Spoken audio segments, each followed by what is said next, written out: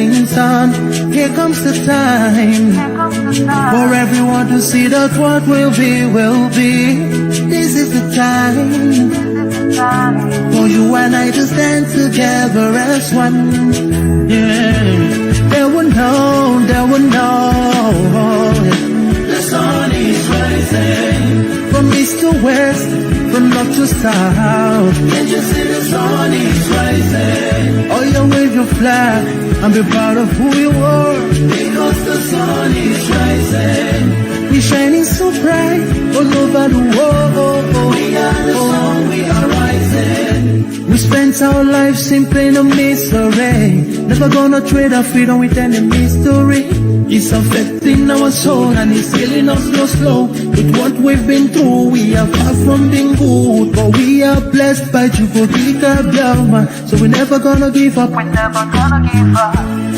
There will be light in the end of a tunnel. It will shine so bright all time. The whole wide world will embrace us. Nobody can stop us, nobody can cage us, nobody can stand us, yeah.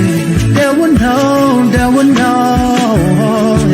The sun is rising from east to west, from north to south. Can't you see the sun is rising? Oh, you wave your flag and be proud of who you are. Because the sun is rising. We're shining so bright all over the world. We are the sun, we are rising. The windows and curtains, green lights be revealing. When I think about how blessed we are, goosebumps all over my body. Sunrise to the black stripe, black strength crossing grey stripes. Clashes upon clashes, many lives turn to ashes. When I ponder and reminisce, the actions I see in Alice. Blood on the ground, this is how we fly. Our beautiful flag all around the world. Blood on the ground, this is how we fly. Our beautiful flag all around the world. We go carry the cross together. We walk through to Zion. We stumble, we rise. How the victory will start. They will know, they will know. From east to west, from north to south. Can't you see the sun is rising? I still wave your flag all over the world. Because the sun is rising. I still be shining so bright all over the world. We are the sun, we are rising. They will know, they will know, they will know. Keep on the light shine, the sun is rising. Wave the flag anywhere you are. Keep on the light shine, the sun is rising. Keep on the light shine, the sun is rising. Freedom, freedom, yeah.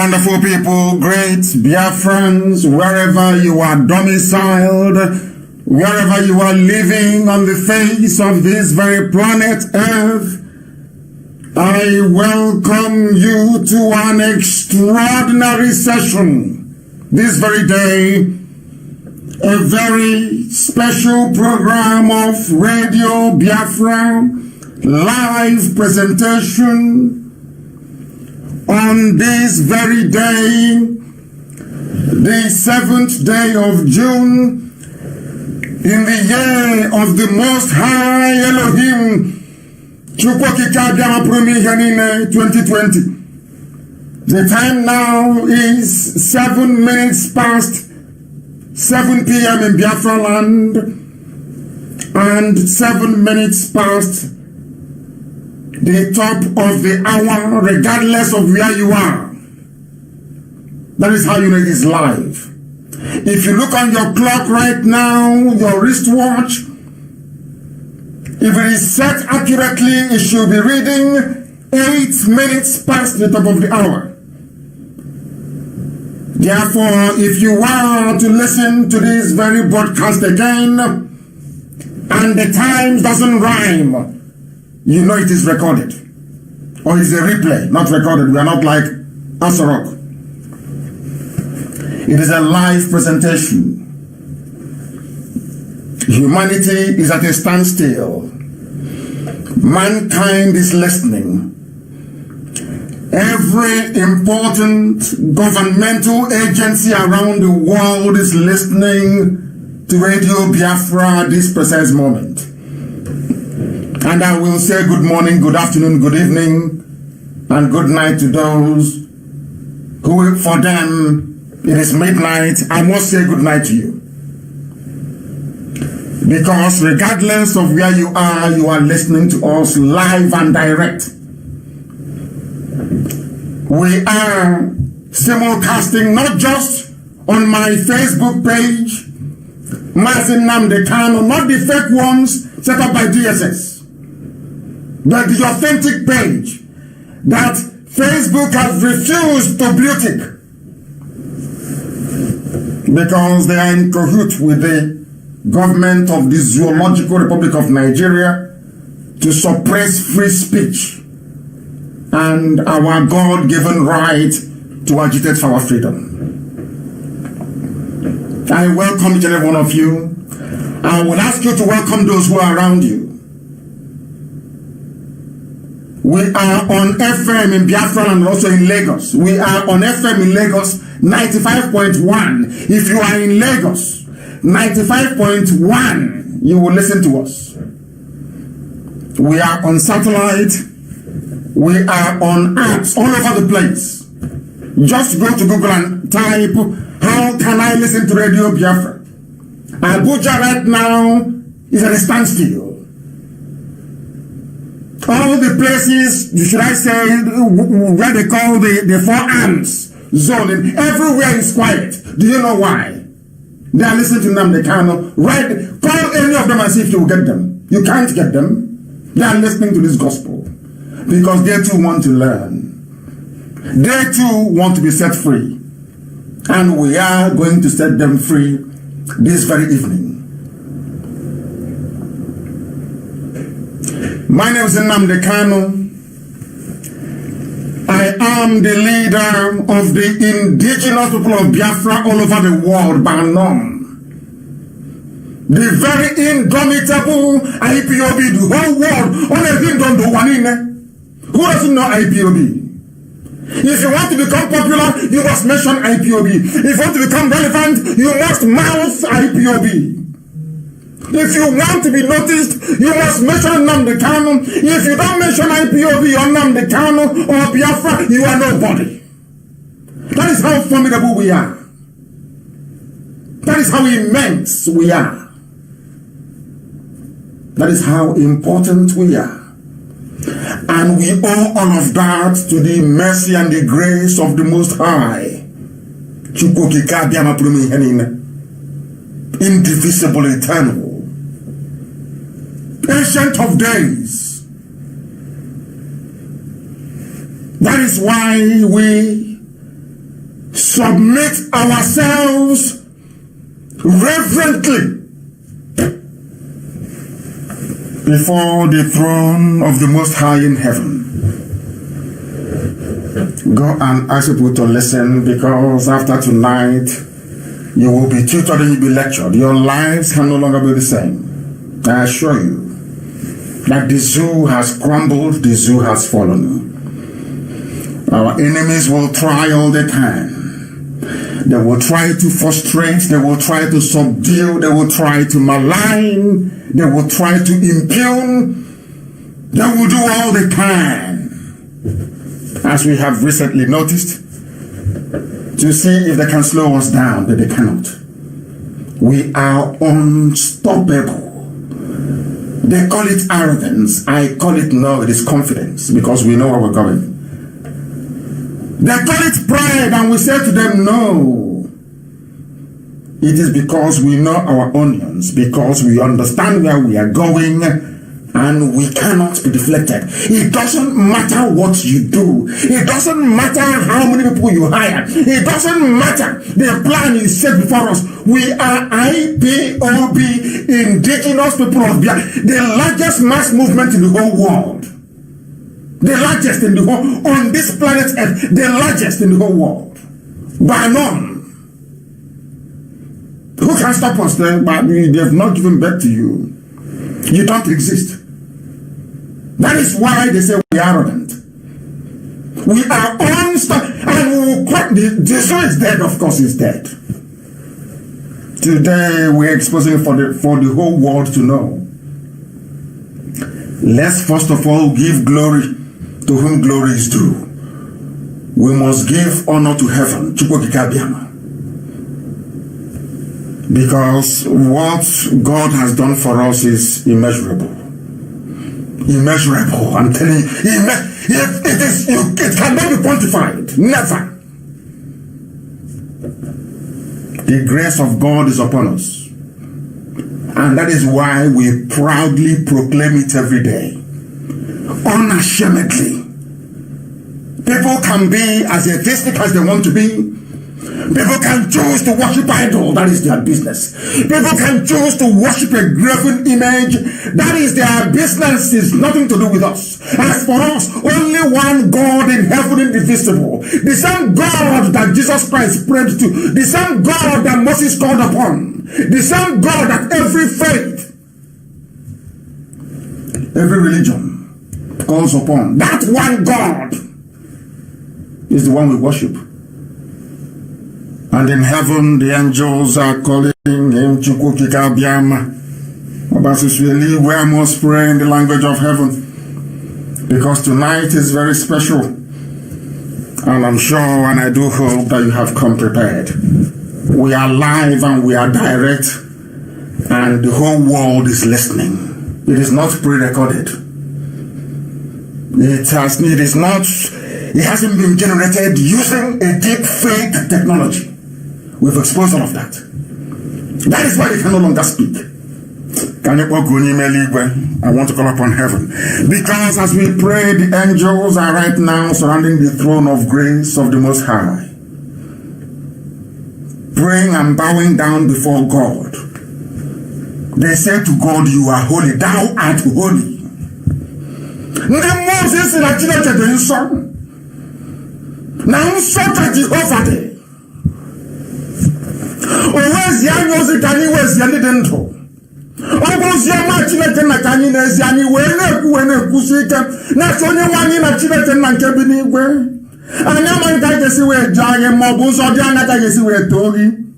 Now him a mother didn't drop of water.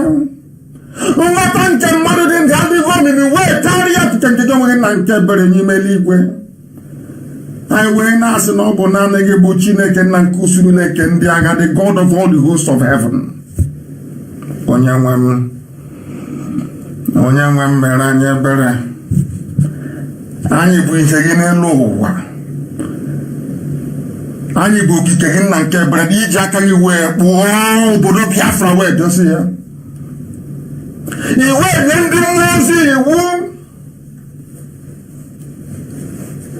has yendendo. Now, Bonani Buchina can 90% of Pasiopi. Now, very modern dendo. Or very hand Tata Madhumere. Or very Haman is not for Muputa. Nando Panafrica for even one is Yoku. Now, the money chose a Wasukagi. No, is not home of Egypt. Where's Ogomo in where Israel? And you were not yogi. We're not yet Ambuko, Walina, where get away, Gata. Now, take a double gibbon and Kebu Bedin Gosi. See, where's Ambutum Israel? No, poor Karahan Egypt, Nanki, where? No, poor Waka. Take us where's you got Biafra. Now, can't you in a principle of the zoo, Nigeria?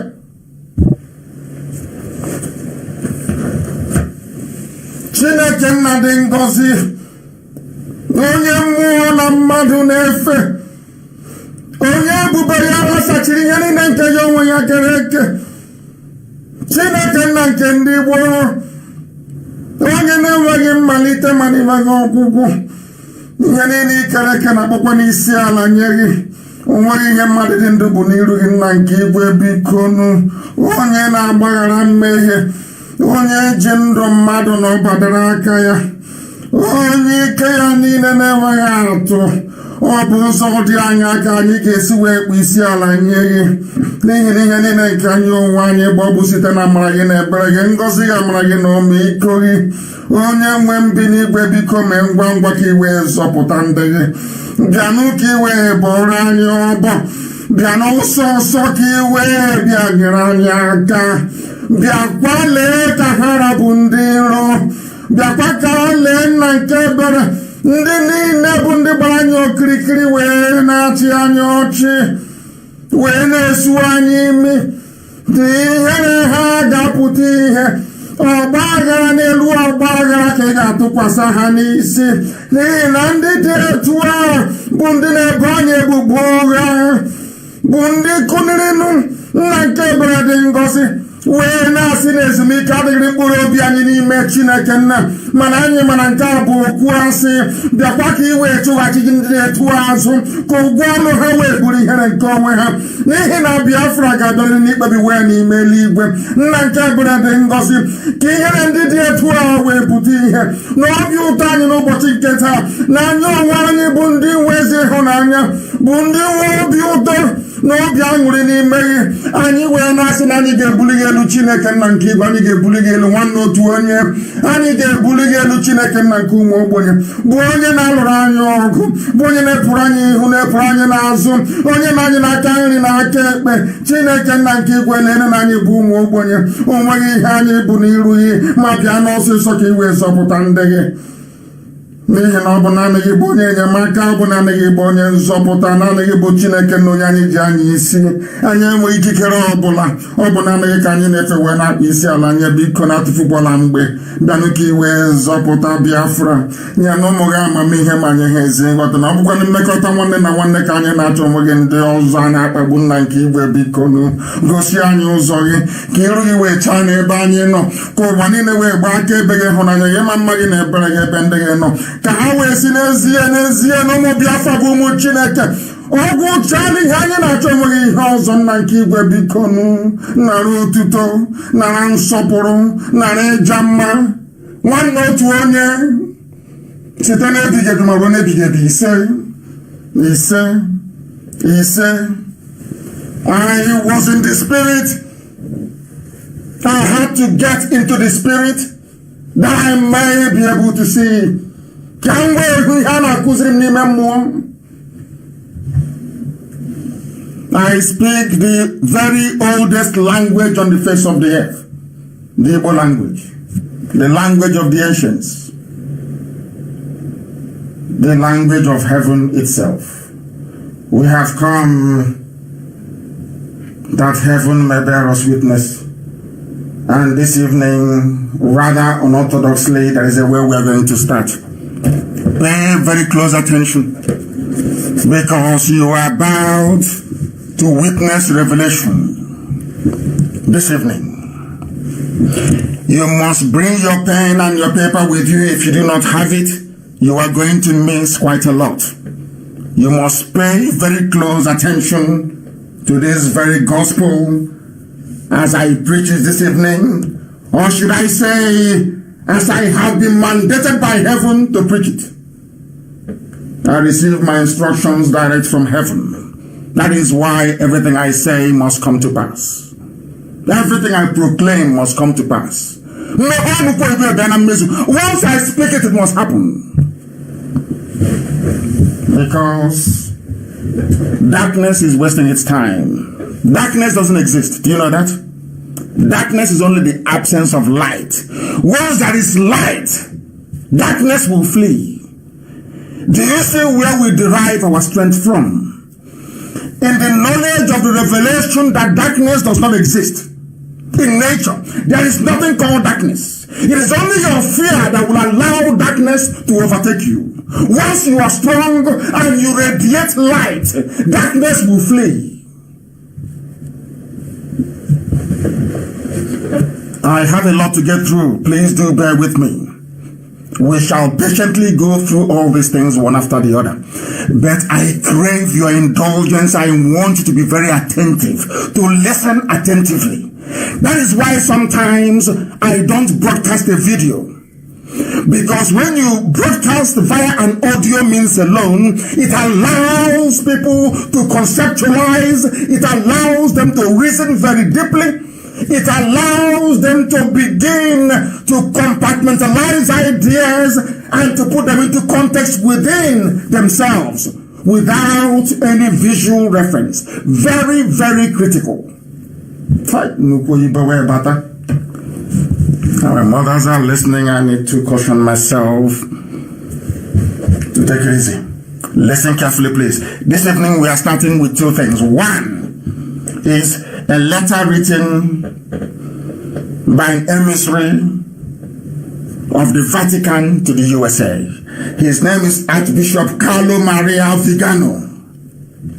He wrote a very powerful letter to Donald Trump. And you'll be asking yourself, what has this letter got to do with what we are doing this evening? It's it's going to let you know me. I build a case around the foundation. That is why we are infallible. That is why anything we proclaim, anything we say has a historical base and reference. It can easily be referenced. Listen very carefully, please. A letter from the Archbishop Carlo Maria Vigano. He sent a letter to Trump. He was warning Trump about the current crisis all over the world, the coronavirus pandemic, all the riots about George Floyd, the black man tragically killed by a racist police officer. And do you know what this Archbishop said? Not minding all these things and how bad they are, that Trump is under siege. I want IPOB to understand the same thing. I want to let IPOB and all lovers of freedom, including those in Yoruba land, there are good people. Fela Nicola Pokuti. May his soul rest in peace. He's a man that I revere. I didn't say I said I revere him. Before I came on air today, I heard something that I never thought possible in my life. The daughter of Abiola was on television interviewing a Janjaweed Funtua. That's his name. He made his money by stealing. He was in MPN. He's a rogue, he's a thief. I know him very well. One of the cabals now running the zoo. The Kaduna Mafia that later metamorphosed into the Fulani Mafia. Or should I say the Fulani Cabal? They interviewed him. Do you know what Abiola's daughter said? I never in my life thought that there are Yoruba people who can actually reason the way she did. She said to Issa Funtua, do you know that my father, to compensate the Yorubas for the death of my father, that was what she said, to compensate the Yorubas for the death of my father, the Yorubas were given presidency. Why don't you do the same thing to the Igbos? I said, are you sure she's Yoruba? I wasn't very sure until the Janjaweed was responding to her. And the Janjaweed said, your father. That was when I knew that was Abiola's daughter. I said, are you sure she's Yoruba? But it turned out that she is. So there are good people that also represent the light within Yoruba land, albeit that the evil ones are overshadowing them. That is the essence of this very fundamental base I want to cast this evening as we proceed on this epic, I call it an epic broadcast. You must listen attentively and pick every word that I utter. It will lead you into the light and into freedom. I want to tell you that everything that is happening now is because Biafra is very close. So all the entities of darkness, they are converging. They are unleashing everything they can to see if we can be stopped or slowed down. But they have now realized that we are unstoppable. And that is their frustration. And you'll be wondering, but why, what all these things I'm talking about Biafra, what has it got to do with a letter written by an archbishop to Trump? Now, let me reveal it to you. Archbishop was writing about coronavirus, the pandemic, and George Floyd riots. He said that what we are witnessing now is an eternal spiritual struggle between the forces of good and that of evil. The same that is happening with Biafra. And it's a very good thing that all of a sudden, Hausa, Kanuri, Bagi, Ibirao, Bachama, Jokun, name it. Everybody now knows that Biafra meant well. I'm using the word meant, past tense, to refer to 67, 70. Everybody now knows that Biafra meant well for them. And even today, in this contemporary time that we live in, that Biafra means well for everybody. Now they know that Biafra means well for everybody. Do you know what has been happening over the years? According to this archbishop, the struggle that Biafra was facing was not only physical but also spiritual. There are those who inhabit the realm of darkness. Their job is to make sure that light never shines. As I was going through this letter, I was astonished. I couldn't believe it. And as Elohim will always before I came on air, I received a press statement from Asorok. This is, it is so fortuitous, it's unbelievable. Fortuitous, please. Those who are writing, you must reference me correctly. This is it's incredible. Before we came on air, there was a space statement released by Asorok, tying into everything that I was about to actually preach about this evening, starting from this very letter. Do you know what the Archbishop said? He is encouraging Trump. Listen, the same way I'm encouraging IPOB and all good people, those with the spirit of Fela in Yoruba land. That Abiola's daughter, I don't know her name, I'll try and find her name. There are good people like that. Those in the mold of Paya Debanjo, those who don't change. Not those who will blow hot in the morning, in the evening they are cold as ice water. No. Consistency is the key. It doesn't, the enemies will come. Don't see any viable personal attack or whatever. I said, if not, that means you're not doing anything. If nobody is chasing you to arrest you, that means you're not a freedom fighter.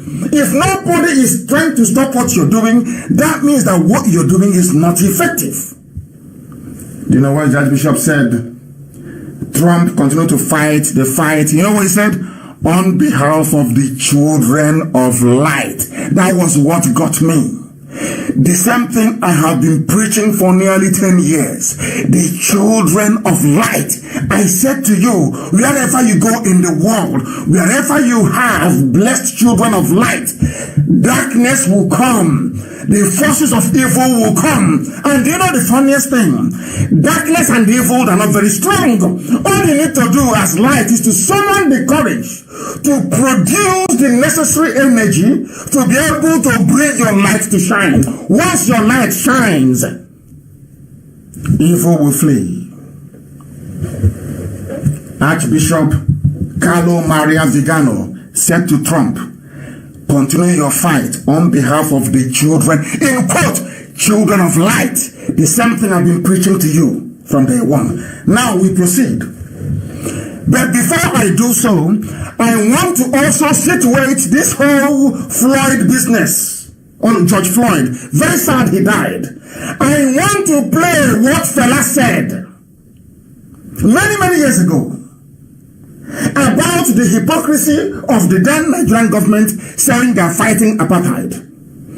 I want to play it for you very briefly so you can understand that hypocrisy. Anybody who is upright in life can never be a hypocrite.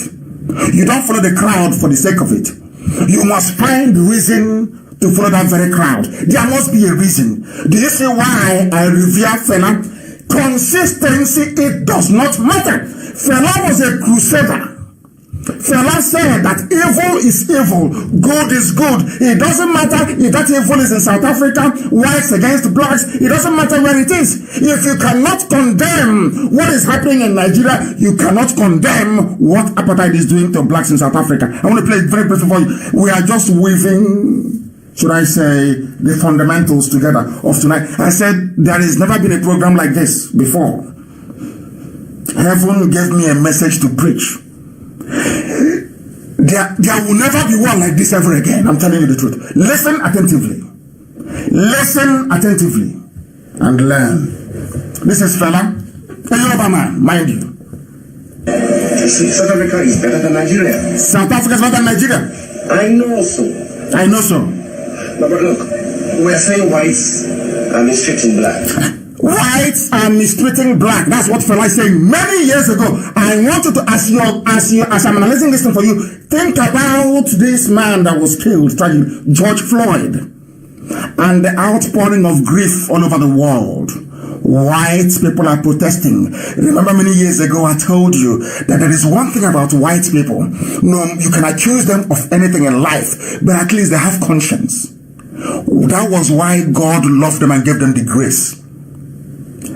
And the America you see today, the Australia you see today, the New Zealand you see today, in other words, the conscience of humanity came from England, came from Britain. As bad as Britain was, still God gave them the grace. That's through them the greatest civilization will emerge, which is USA, which, for your information, is the longest running civilization in the history of mankind. Everyone collapsed. This very one now being spearheaded by USA is the longest running course of human civilization since history began.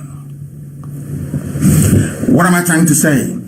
Fela said, people are dying on the streets of Lagos. Army brutality, police brutality, you don't want to discuss it. You're talking about apartheid in South Africa. The same thing with this George Floyd case. As sad as it is that George Floyd died at the hands of very uncultured beasts, that is not the reason for you to neglect what is happening in your home. Nobody has ever come out in mass to protest the killings by Fulani terrorists. No one. Families massacred. Lives lost. Villages overrun. Nobody came out in Africa to protest. Police killing innocent. I tweeted it. No one protested. But do you know one funniest thing? A white man killed a black man in America, and white people in America are protesting. Whites in Europe are protesting. What does that tell you about a white person? Do you now see why God loves them? Do you now see why God gave them the common sense, the understanding to go to the moon, to build aircrafts, to build rockets, to have uninterrupted power supply, to have good roads? I need Africans to understand this, and I want Nigerians to understand this. That how good you are on the inside corresponds to the blessing you will get from God. I know some people will say, oh, but how about China? They are not very good people, they are very wicked. Yes, they are very wicked. We know that for sure. But everything that everybody else became came from United States of America. And before that, from Britain. Why do you think that Britain was the first industrialized nation in the world? Although Britain was involved in slavery, I saw the statue of the slave trader destroyed in Bristol. The man was involved in slavery. Today they destroyed his statue in Bristol. Whites destroyed his statue. But in Nigeria, you have somebody that still named the stadium in Kano after Abacha, despite his brutality. That is the difference between white people and black people, and that is what this my man is saying, Fela. Do you see why I love people who are consistent? This is why I love Fela as a man. Let's listen. South Africa. Okay, that is bad. Listen. That is racism. We have a reason to... Racism is bad. Then blacks are mistreating blacks in Nigeria. What's the reason? That's worse. Police beat people on the streets like dogs. They do. In South Africa, they do it, but they know they face public. Listen, police beat and kill people on the streets of Nigeria every blessed day. And as a matter of fact, in all over Africa, all over African cities, people are dying at the hands of black police officers, black army officers. Even then in South Africa, as apartheid was raging, whites against blacks, there were white people that campaigned vigorously against apartheid. But you are in Nigeria, where IPOB did nothing to you. All they are doing is to bring freedom for everybody, arguing and agitating for freedom, which on its own is not a crime. All of you kept quiet. Some of you wicked souls were writing and cheering the army as they were slaughtering unarmed people. That is to show how evil and wicked you are as a black person. And now you can understand why you don't have any good roads, why you don't have good hospitals, why you don't have good schools, because you are the embodiment of wickedness. And you need to repent and change from it. That is the essence of our program this evening. Fela, please.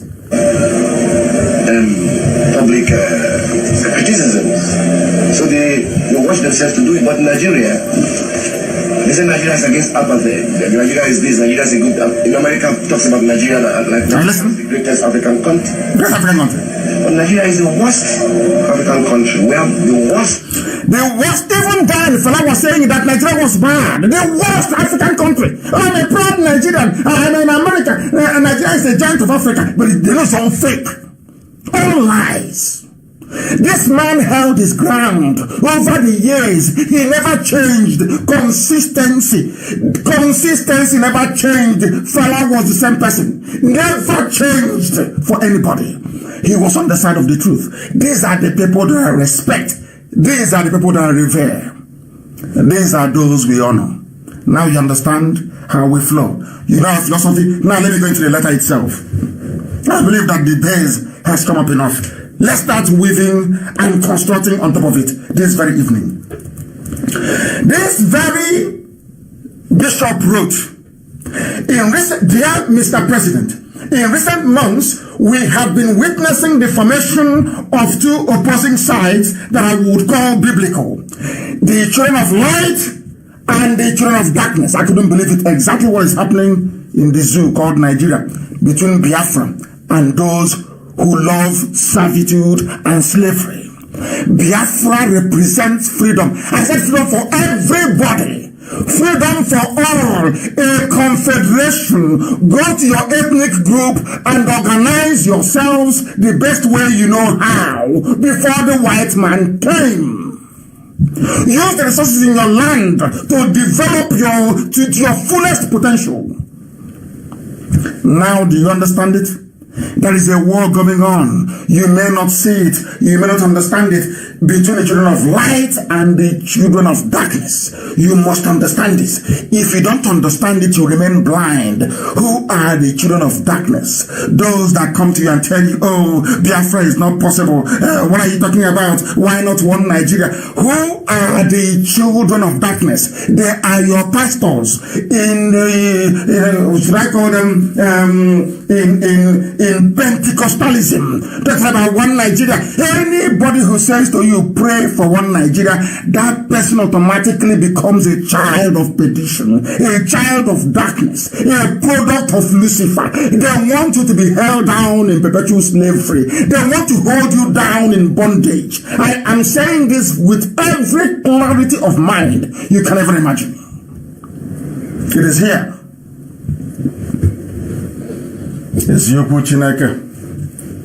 In recent months, we have been witnessing this battle, but in the zoo called Nigeria, these children of light that is in Biafra, we have been fighting darkness in Fulani since 1967. Total darkness. That is why no good roads, no good schools, no hospitals, because you are in darkness. Now the children of light, that is Biafra, we've been pulling you, telling you there are better ways to do all these things. Go back to your house, go back to your villages, build it, make it look great.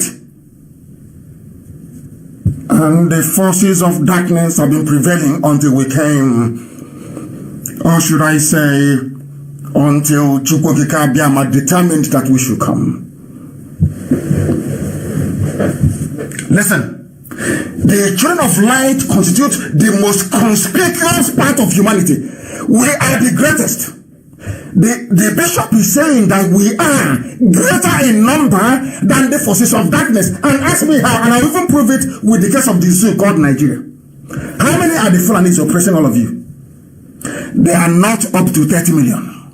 All the Fulani are not up to 30 million. Do you know what the bishop said? The bishop said, listen very carefully. He's an archbishop actually, please. He said, do you know what is very funny?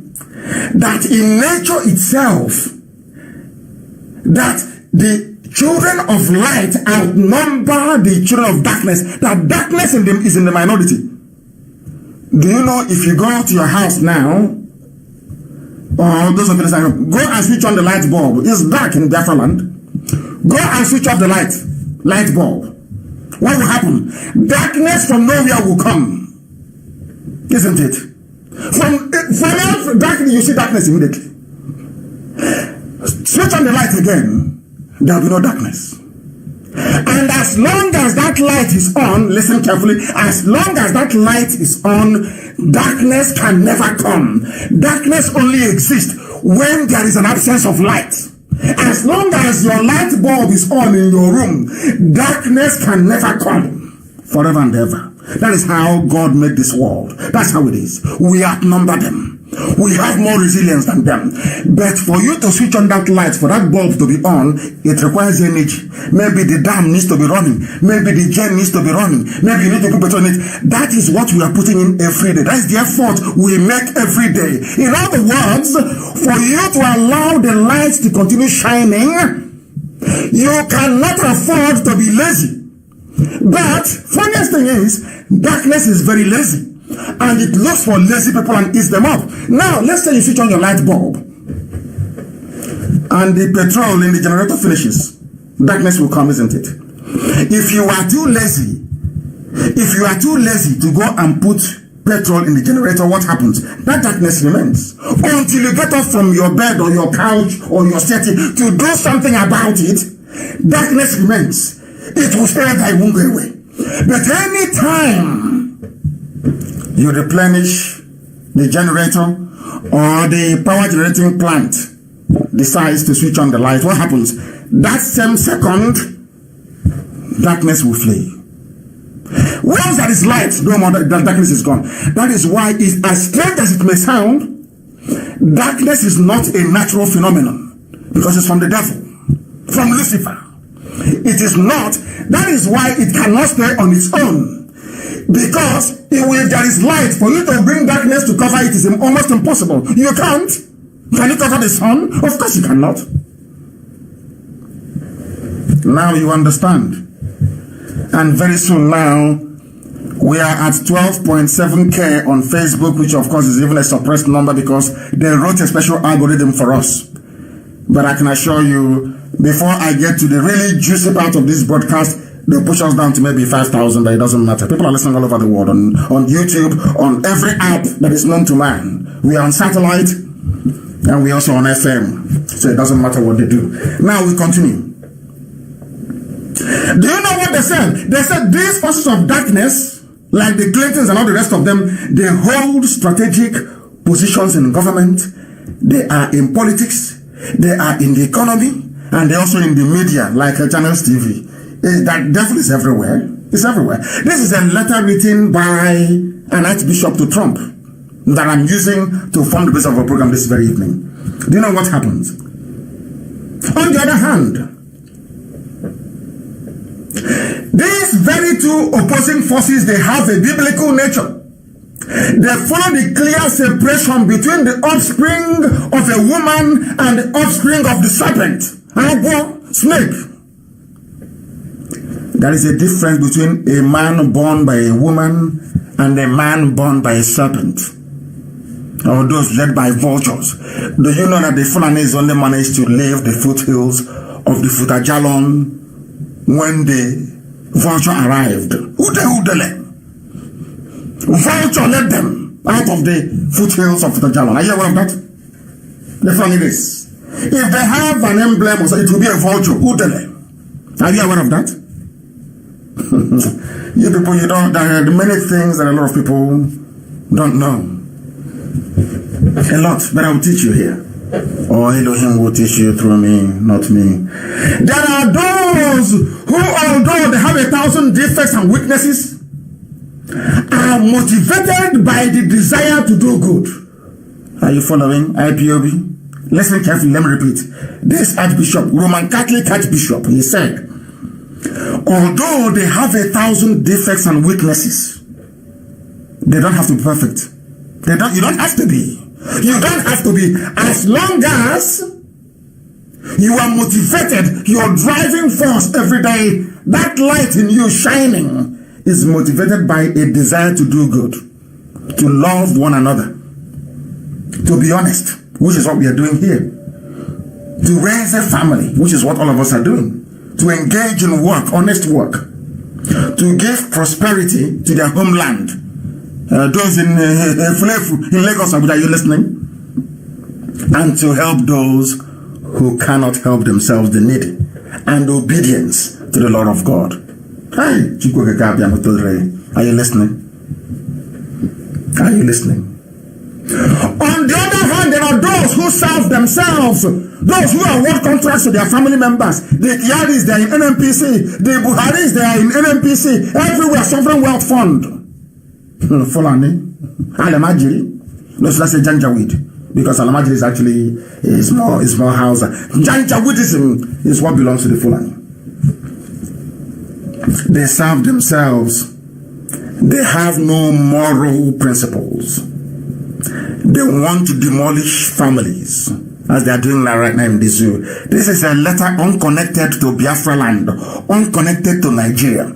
But do you see how it is resonating with everything happening? Because this peace is timeless. It is eternal. It's like the scripture.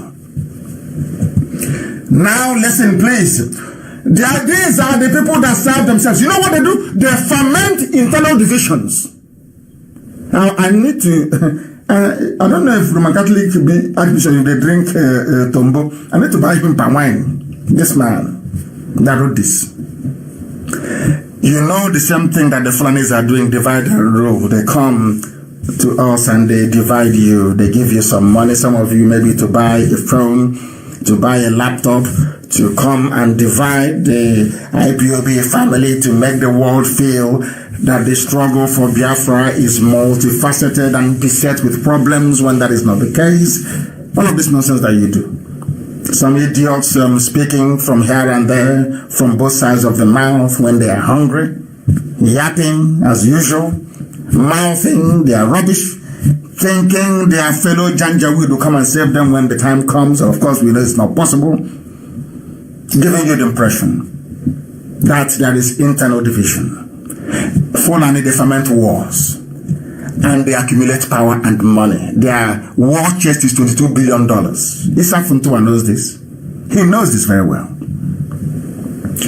And to them, the fallacious illusion of temporal well-being, just to eat and own houses in Dubai, is what they crave for all their lives. That's all they do.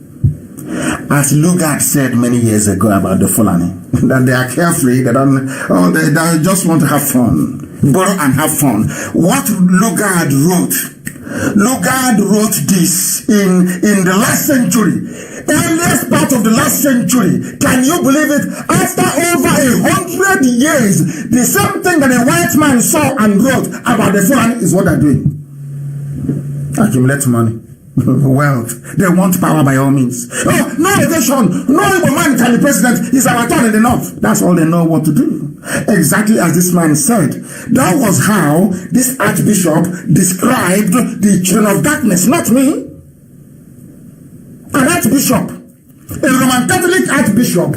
This was how he described the children of darkness. And I brought it home to Biafra land and to the zoo. And who are the people that want power at all costs? They accumulate money.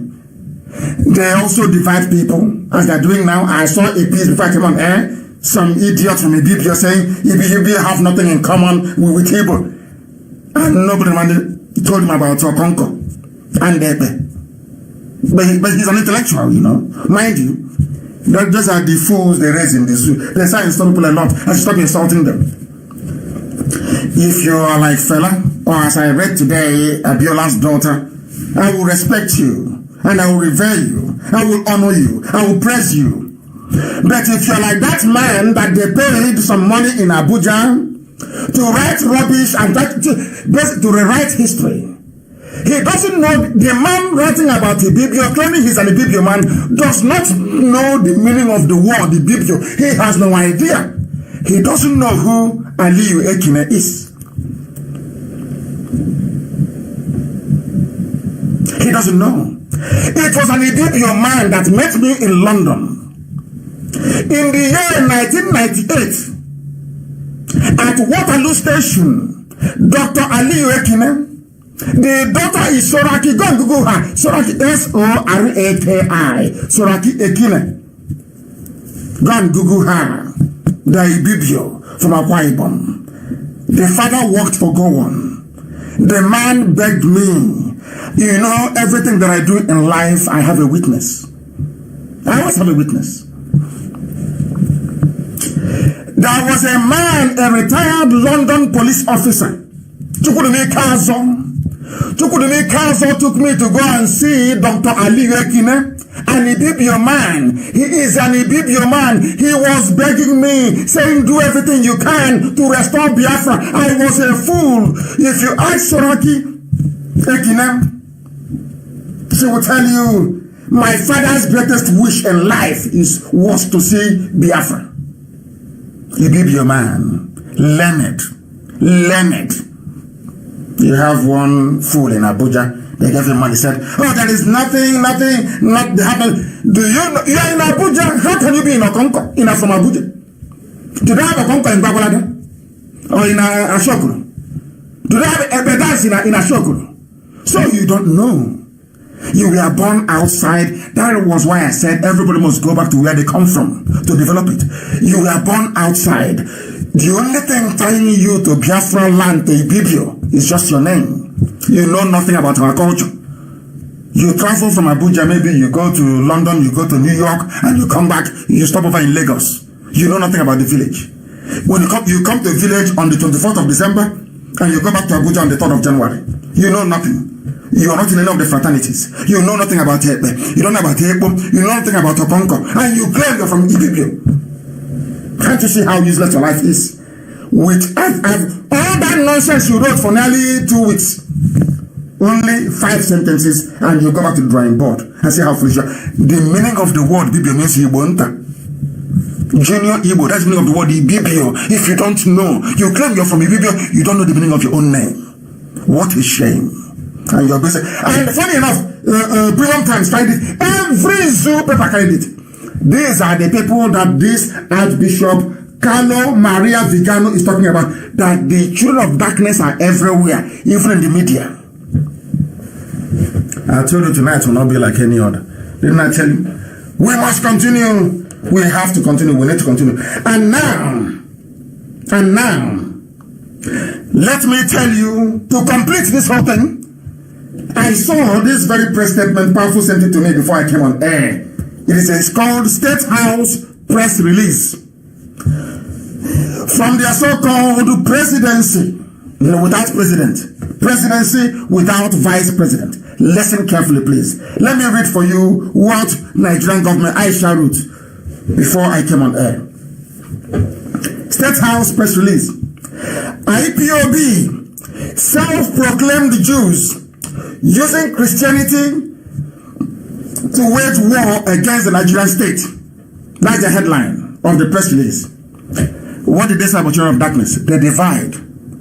They said Jews claiming they are serving Christians. Understand this.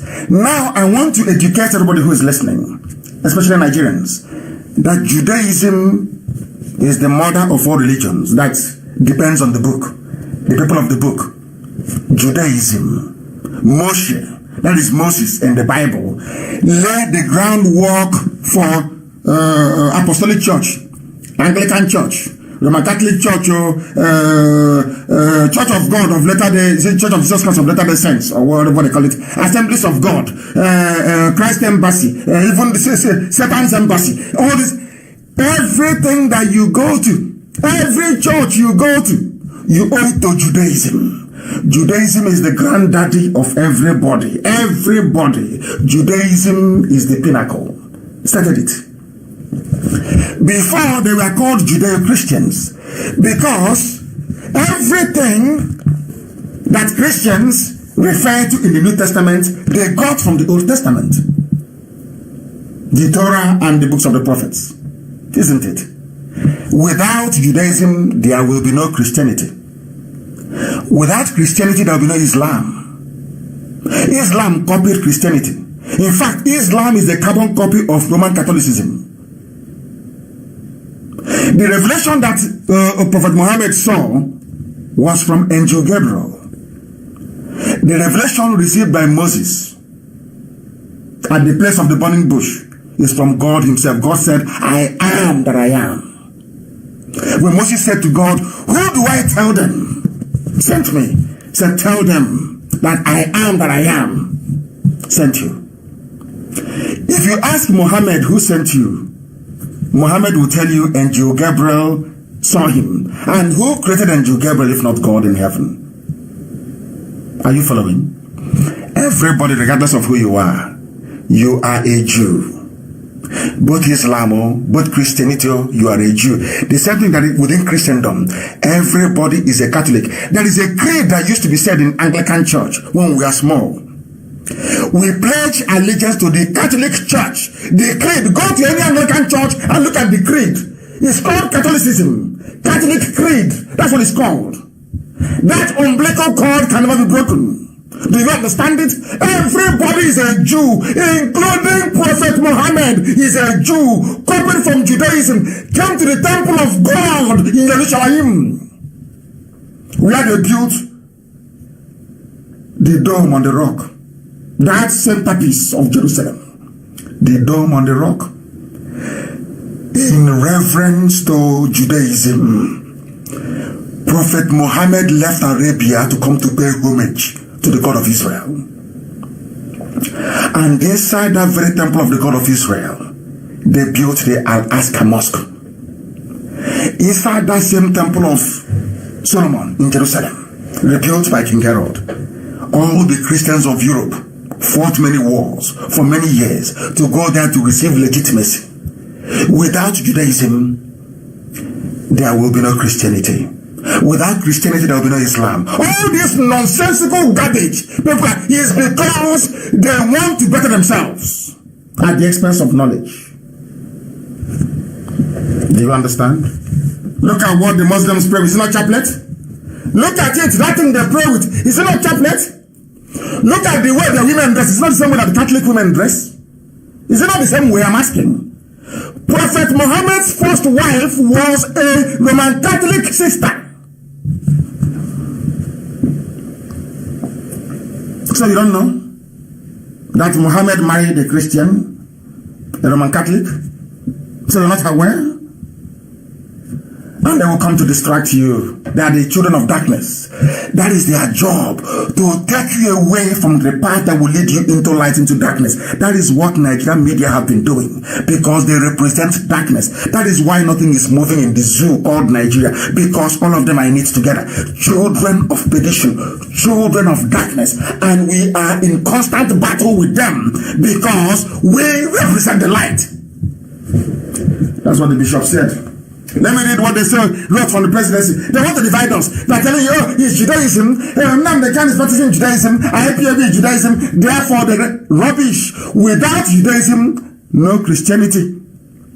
Almost every gospel in the Holy Book made reference to the book of Psalm in the Old Testament. What is Judaism? Old Testament. What is Christianity? New Testament. That's all. Combine them till it becomes a Bible. Isn't it? So that now you see how divisive the Fulani are. They want to divide us. You know what I was telling you, oh, if you're a Christian, oh, don't mind them all. They are practicing Judaism, so they cannot fight for you. So the people now, I'm sure, George Lloyd, that died in America, or Lloyd George. So people fighting for him are people that went to Black Episcopal Church in America, or Black Pentecostal Church. So people campaigning for him in Norway, in Denmark, they go to his church. Do you see how a black man reasons in Africa? Now, instead of you to say, oh, IPOB is fighting for me, I'm a Christian in Southern Kaduna, they want you to think that only a Christian can fight for a Christian. Do you see how divisive they are? I will continue. IPOB is self-proclaimed Jews, that we are self-proclaimed. We are all Jews, everybody is. You are, everybody is. Once you believe in one God, one indivisible God in heaven, you are a Jew. One God, because the person that received that revelation is Moshe. The only person that was only one, he said, who said is I am that I am.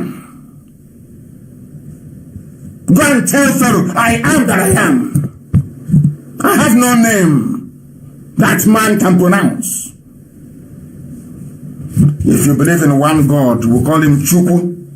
Chukwu Kika Abiyama, the supreme God, the creator of the heavens and the earth. Through his work, we know him. Abiyama, I come close, you know him. All of you are Jews, everybody is, for your information. They're like people who didn't go to school, talking, writing rubbish every day. They're practicing Judaism. We are the original seed, the original from the beginning. Forget the nonsense the Europeans gave you, because here we speak the truth. Always. If Judaism is not number one, why did Europeans fight for 100 years to get into Jerusalem? If Judaism is not number one, why is it that Muslims said they will die rather than give up a place that is not their own? No? They have two mosques on the Temple Mount, on the Temple of Solomon. They are claiming something. So if Judaism is not important, why are Muslims willing to cause a third world war because of it? Simple question. If Judaism is not important, why did you have the Knights Templars in Europe for nearly 700 years? Because Judaism is number one. Number one. Original. Number one. That our ancestors used to worship. Number one. If you don't know, let me tell you. This is the press statement from the presidency.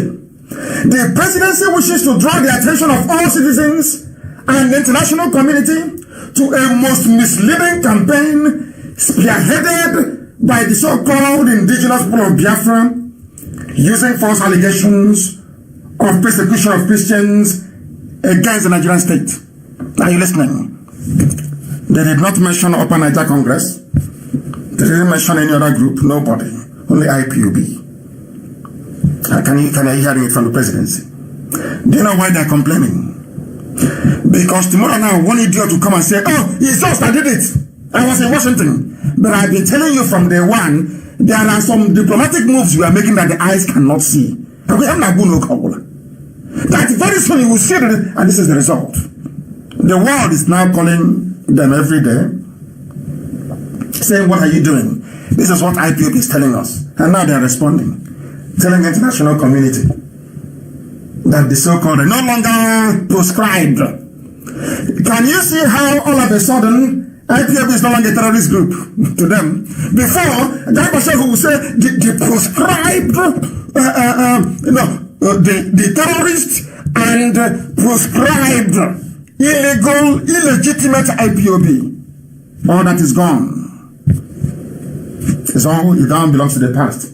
What he's now saying is the so-called indigenous people of Biafra using false allegations of persecution of Christians against the Nigerian state. A very deep, please, Amaka, please release the press release, put it everywhere. Powerful, send it to Amaka, so they can put it everywhere, so they can read it yourself. A very deep and wide investigation by an agency of the Nigerian government working with international partners have made us become aware that there are two interconnected campaigns being run concurrently by Chineke, children of light, IPOB in this regard. And alone, that's why his voice is collapsing. It's gone, completely gone. People play with IPOB at their peril. You don't know who we are. We destroyed Nigeria. Talk less of a nice security guard. Somebody said to me once, I am used to counting in millions, so what is thousands to me? We bring down people that think they cannot be brought down. We destroy the Buhari. We destroy the Bakiyari. And that shines on the wrong. Where is Buratai? We destroyed people who are men. Talk us ordinary guard. In the night, we will touch tonight by checking the pipe to see if there's any leakage of kerosene. You want IPOB to remember you, to talk about you, so they can give you more money. Okay. It's only a pin. If you want to deflate a balloon, you don't use a sledgehammer. You don't use a rod. You don't use a plank. It's not tiny pin. You can't see it. You put it on the bell of boom or wash it beneath. Yes. People talking about this. You say this is who we are. This is how formidable we are. And we are holding them in a bad place. We have no time for idiots. Your distractions have no time for it. Our eyes are on the jugular. I will decapitate Nigeria. I will destroy Nigeria completely. As a complete destruction, I said, let me report, I said, by the time I finish with Nigeria, the name Nigeria won't exist. They removed Biafra from history textbooks and geography. By the time Nnamdi Kanu is done with Nigeria, the name Nigeria will no longer exist. This is finished. Asoro went on to say that IPOB is using the cover of Christianity and calling for a U.S. Special Envoy. IPOB is calling for a U.S. Special Envoy. Not any other person, not another group of people. Hey, you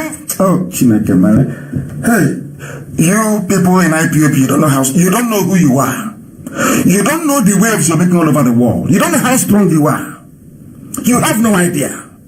You have no idea how powerful you have no clue. You are being discussed in every government. Even, do you know the funniest thing? Even in the midst of COVID-19, you know, when to put out the Biama set us up to go and fight this battle. Do you know what God said to me? I will make this journey very, very hard for you. And those that I will bring. He didn't say your followers. I don't have followers. Elohim said to me, said, those I will bring, I will make it very difficult for you people. You are fighting this battle when people have lost faith and belief that honest men can come up. But I'm going to send you. Anything I ask you to do is what you're going to do. And I will keep you safe from your enemies. Are you following? Are you seeing what they're saying? It is IPOB. Even in the midst of pandemic in the whole world, everything is COVID-19. Do you know that even in the midst of global pandemic, governments of the world still find time to discuss IPOB with Nigeria and the killing of Christians?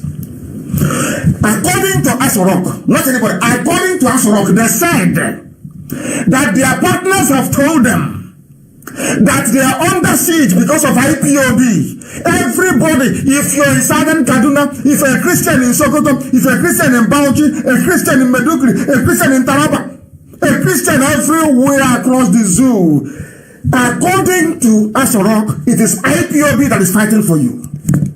That's the meaning of this press statement. It's no longer in dispute. Those in Upper Imo River, Lower Imo River, middle of Benue River, Mokoko. Can you see it? From Aso Rock. That is why they are jealous. But who won't be jealous about it? Why won't you be jealous? If you're in a movement as successful as IPOB, the largest movement in the whole world, why won't people be jealous of you? Why won't people be jealous? I'm asking you. So it is something to be proud of.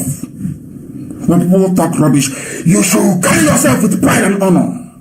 Because you're making, even in the midst of a global pandemic, that is to show you how potent we are stronger than COVID-19. Because in the midst of COVID-19, they are discussing IPOB, how IPOB is fighting to save Christians in Nigeria. Can you believe that? Can you believe that? Formidable. Exceptional. You don't know who we are. But at least now Aso Rock there. I told them before, you are playing with us, you don't know who we are. But now they know. Now they know. The IPOB leadership that proclaims itself as Jewish, a position not shared by the generality of members. We don't have members. We only use the word member sometimes to make people who are not well educated to understand what we're saying. We are a nation. We represent the nation we are the indigenous people of Biafra. We are not a group. There are indigenous British people like the Celts. They are not a group. The Celtic race across British Isles, which is Welsh people, people from Cornwall, the Scottish people, and the Irish. The English they came from Denmark, and they came from Germany.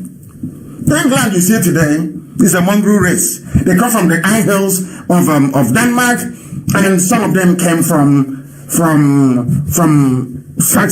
Lower Saxony in Germany. And they are not original British people.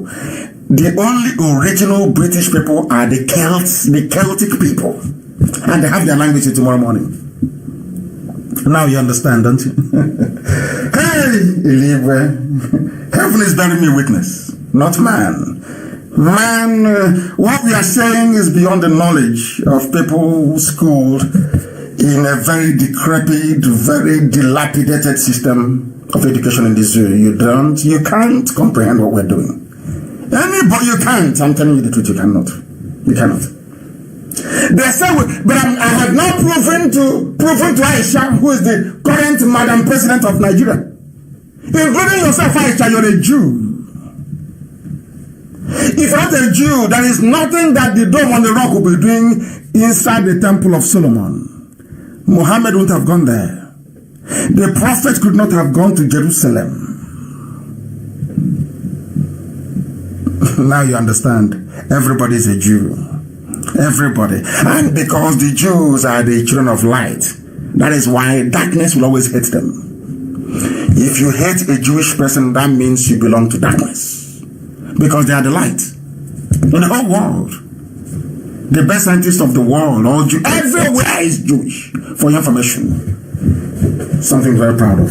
Very proud indeed. For reasons of convenience, he claims, they are not referring to me, he claims, no longer IPOB, they are not referring to me, for reasons of convenience, he claims to have an interest in the welfare of Christians. That's not about me. He claims. They don't understand the kind of, he said he claims. Let's leave them and wait for the burial. They're finished. They're finished. Let me tell you that this subterfuge and misinformation by the Fulani Janjaweed is how they operate. They think now it's like before. See, it's an online country. You're on Facebook, you're online. I warned you last week, they want you to leave social media so they can occupy you and keep lying against you. That's why I said, I want every Biafran to, I've been telling you this, Facebook and Twitter, very, very critical. Let's fight this battle. We are the light, they are the darkness. Darkness has never defeated light before because darkness doesn't exist. in nature. Darkness only exists due to the absence of light. And we are the light. And we are alive. As long as we are alive and we are radiating these photons. It's called a photon, please. The thing that carries light. There is no way that darkness can prevail. We need to, all of us, tell your sisters and your brothers, everybody, they must be on social media fighting for the freedom of everybody and fighting oppression wherever we see them. I'm like, fella, I see evil and I call it out. Once it is evil, I must tell you what you're doing is evil. It doesn't matter the country you belong to. I will tell you. Slaughtering of Christians of Hausa extraction in southern Kaduna is evil. That is what I condemn. I condemn it in its entirety. Going to Jos and slaughtering Christians, I don't like it. And I will campaign against it. It doesn't matter that these people all conspired against Biafra. It doesn't matter. I'm not a child. I'm not a child. I have forgiven them. I want everybody in Nigeria to be free. Even including some of the poor Fulani people. I want them to be free as well. I'm not against anyone. I am against the forces of darkness. That's all. Not against people who are working very hard and suffering on a day-to-day basis, trying to eke out a living. Please listen. The two central planks upon which the Fulani Janjaweed campaigned and took power from Jonathan was the inviolability of that very zoo called Nigeria, which now Boko Haram have now taken over some areas, and nobody's talking. But somebody spoke. Albeit from PDP, but somebody spoke. Insecurity, remember, I traveled to Sweden. I went to Swedish national television again to be interviewed by a journalist in Sweden. People don't know how far we have gone for the sake of Biafra. There's somebody staying somewhere and molding a bit of block. One room in a hotel. He wants to finish one. He's building a 20-bedroom hotel. He's busy in the price of cement and the trip. Calling the man supplying sand. As they're doing that, I was busy in Sweden. Lobbying the Swedish government and going on the national television to go and speak about Biafra. Do you know what was told? What the journalist told me in Sweden? It was in 2015. He said, no, we don't want Jonathan there. He doesn't. Then I didn't know that Obama was the one behind all this game. Obama wanted a Muslim in charge. They needed to renew their oil contract. They were not sure that Jonathan would give it to them. So they needed something. The Yoruba said they were angry that they didn't have or hold that many positions in position that will only benefit them, or not the whole of the Yoruba race, so mind you. They didn't have enough positions in Jonathan's administration. Because of that, they were going to bring it down. But as I've told you before, the Yoruba Muslim will always align with the Fulani in the north. That is how it is. A Biafran Muslim will always align with the Fulani in the north.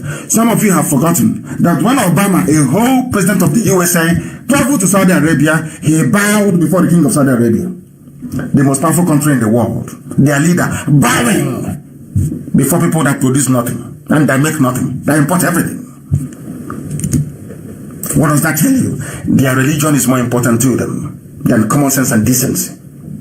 That is why any Biafran who is a Muslim will always serve the caliphate. Do you know why? Because the supreme leader of Islam or of Muslims in Nigeria is a Fulani man, the Sultan of Sokoto. Does that make sense to you now? Does that make sense to those of you who can't quite reason properly? Does that make sense to you?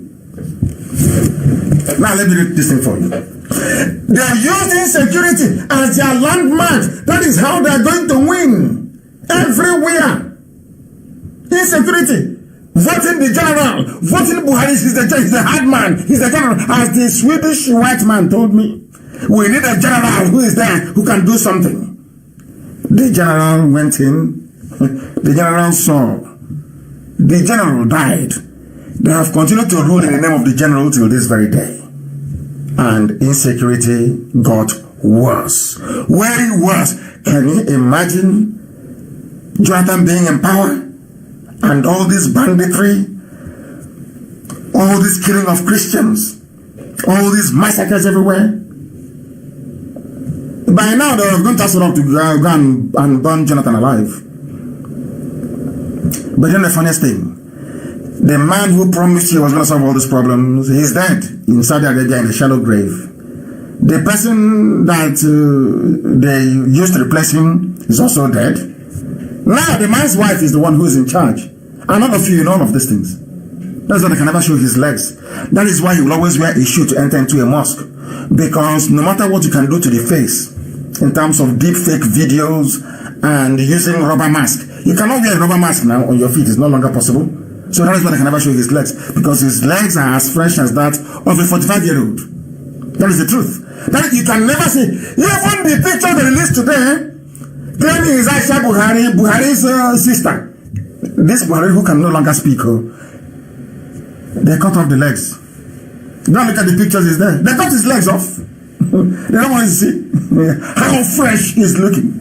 Because they think you are all fools. But we know we are not. They campaigned on insecurity. That Jordan wasn't good enough. Let's bring in this hard man. Yoruba newspapers campaigned. Yoruba media. I keep telling you, oh my God. I wish people can open their eyes and see. With the exception of this Abiola's daughter that I saw today. Go and see what is going on.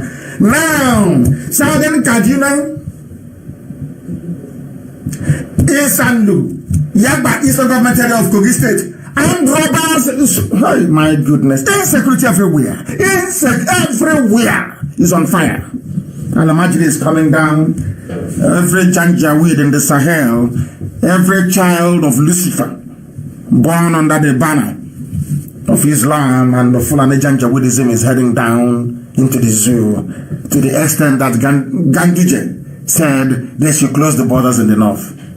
And I'm asking people from the south of Nigeria, when I say now you say I'm insulting you, but I just want to bring to light how stupid all of you are in the south, by which I mean Biafrans and Yorubas alike. Do you see how foolish you are? They close your own borders in the south, but in the north all their borders are open, and you can't think, you cannot reason, you can't ask yourself questions. Because all of you are afraid, or should I say 48% of Yorubas are Muslims. That's the problem. Even their pastors.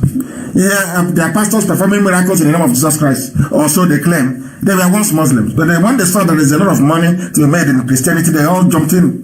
So you don't know they're all Muslims? And they're not criminals. So it's those of us fighting for freedom for everybody. As today has been confirmed by the international community that IPOB led by Nnamdi Kanu is fighting for Christians, fighting against the persecution of the innocent in Nigeria is here. Your daddy Gio hasn't done it. He owns an aircraft.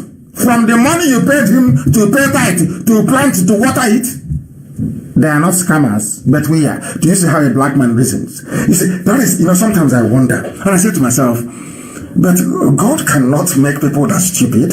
It's not possible. But unfortunately in Africa it is.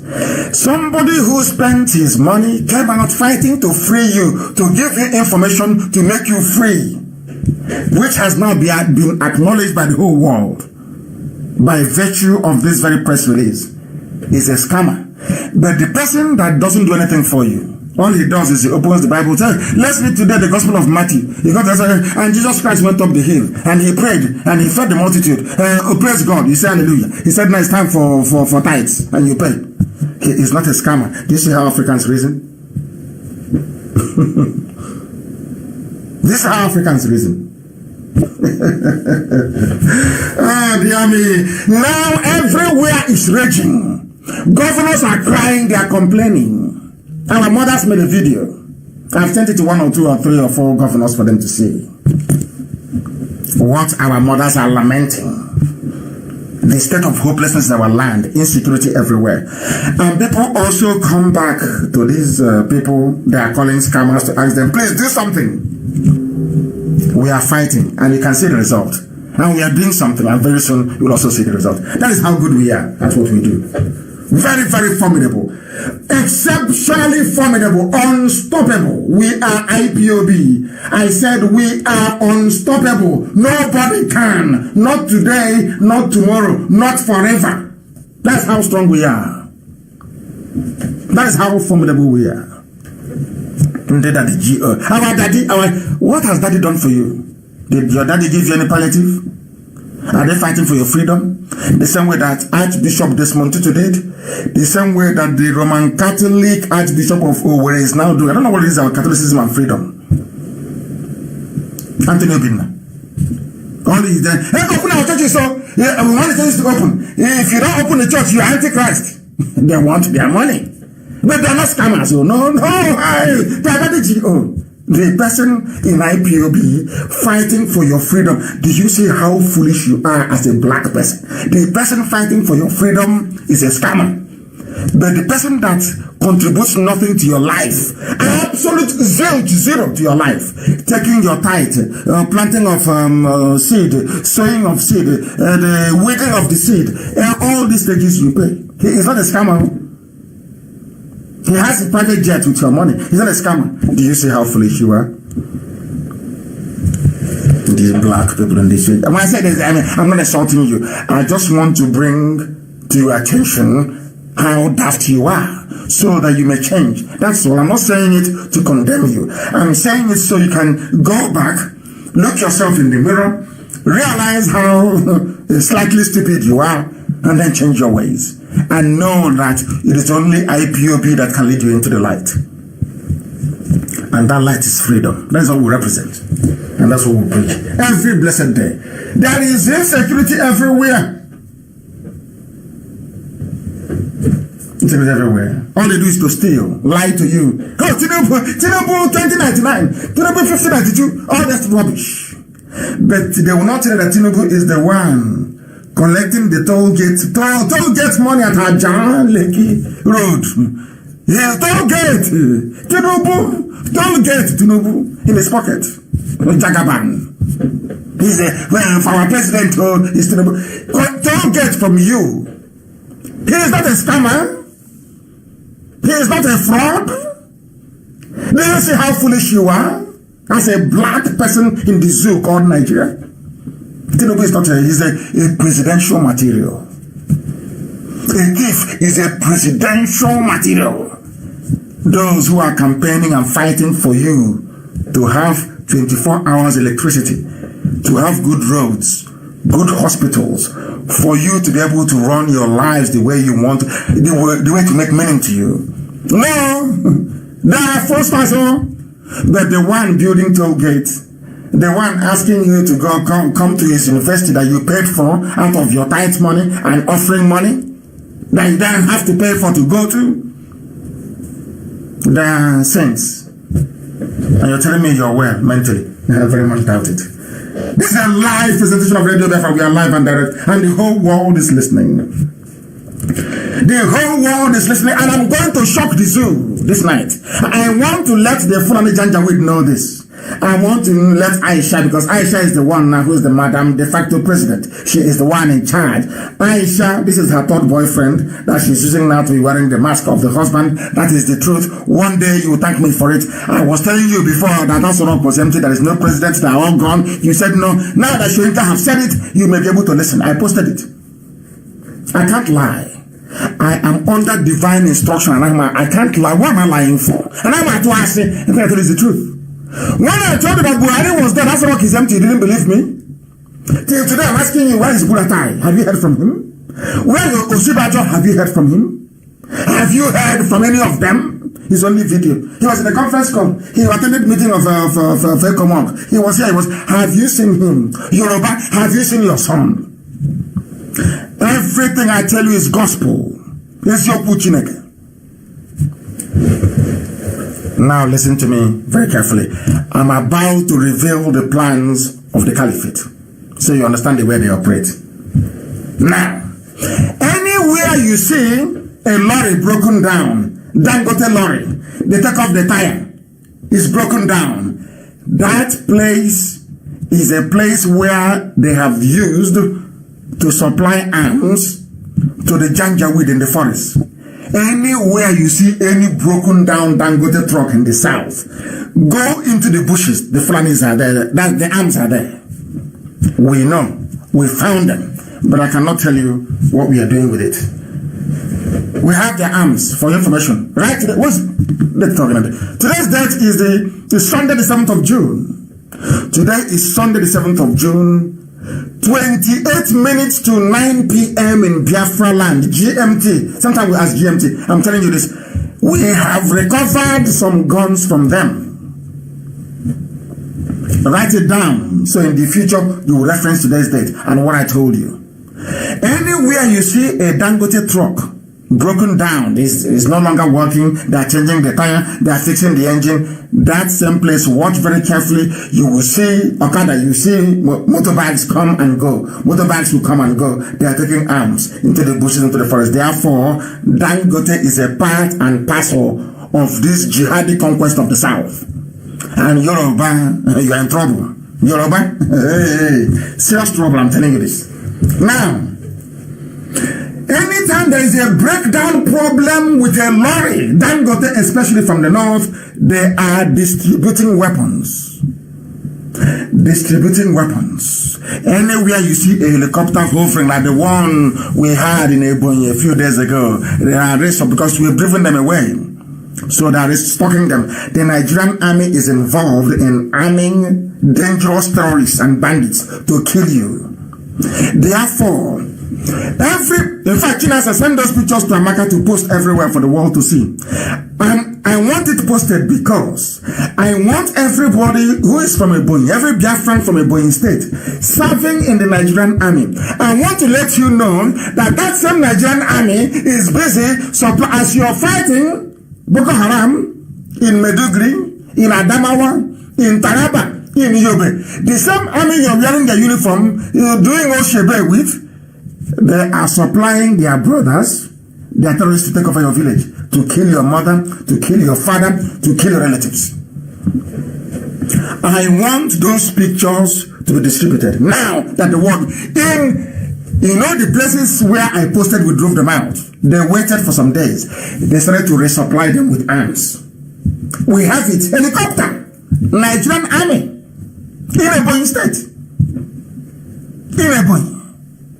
And there are people from Ebonyi state serving. Is the warped reasoning of a black man. I don't know how you can be serving in an army that is busy trying to take over your own village and kill your people.